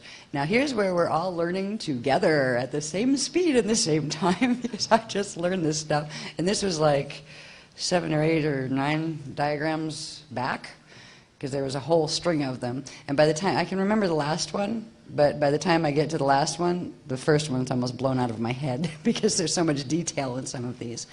All right, what this is a picture of is the universal, metagalactic, and galactic probabilities of the Aquinas/M31 Andromeda universe. All right, notice it didn't say end Milky Way yet. All right, this is just showing the alignments that are occurring, and we'll break them down. First, we have the, where are we? This is VECA 5, I believe. Are we on VECA 5? Let me see. What's funny is I keep enlarging and shrinking them down, and it changes what that size circle meant on what page, so I have to go find where am I. Right, all right. This is, all right, Antara, Metagalaxy 5, that's 5. All right, this should be, if they're MGs, this should be VECA 5. All right, so this, the big one on this one is VECA 5, and each one of these are metagalaxies. All right. So they had us, let's see, I think, do we show, yeah, we showed this one, I think, just not for a particular reason on this one, just to show for an example down here on the 6th line, right, the MG6 line, Metagalaxy 6, that's where you'd have Metagalaxy 6, right? They're also showing that the whole structure itself would have a gate structure, right, of the universal level of the gates. So this is where you'd get the connections into the one we've talked about. They're more like when we've talked about from Theta Orion all the way up to the Lyra system as far as our universal gates. There are connections to our universal gates when we get down lower into what's inside of inside. So right now, this is the metagalaxy that we're going to look at in this diagram. And it's got its gate interface system. This would be the Eka core, right? At the center of the Veka systems, where you have all the Vekas, is the center of the Akasha, and you have 12 Vekas coming out of the Eka. All right, so this would be the Eka set of gates. And then each one of these, right, metagalaxies would have its main set of gates, universal gates. And then inside of this, you would have another set of step down of 12 more probability fields that would be the ones, when you see the lines coming into these, we're going from the metagalaxy lines to what will become the galaxy lines. So the smaller spheres within the metagalaxy are the galaxies. Each one has a core. These would be galactic cores. This would be the metagalactic core, and that would be the Eka core, right? Or actually, no, this is the Veka core. The Eka core, I'd have to go back to the other map, actually. It would be off 12, normally speaking. So you would have the actually Eka core there. I think I'm saying that right, am I? No, I said this was the Eka. This isn't the Eka. No, I'm getting my sizes. There's one more up. If this is, no, I said that right. Pardon me while I'm teaching myself. No, I said that right. This is the Veka, and inside of the Veka, I did say it wrong. This would be a Veka core, right? Just like we have an Eka core, this would be the core of a Veka, and then there would be another larger core that would be the Eka, where you have the 12 Vekas coming together. So we're dealing with 12 metagalaxies coming together here at the Veka core, and that's just a smaller one of, if you took it up one more, you'd have the Eka core at the center. So that's where I tripped over myself on that one. Now, if we take it down to the next level, here we were just looking at metagalactic 6, or metagalaxy 6, right? And metagalactic core 6 be there. So that's here. And inside, you have 12 galaxies, right?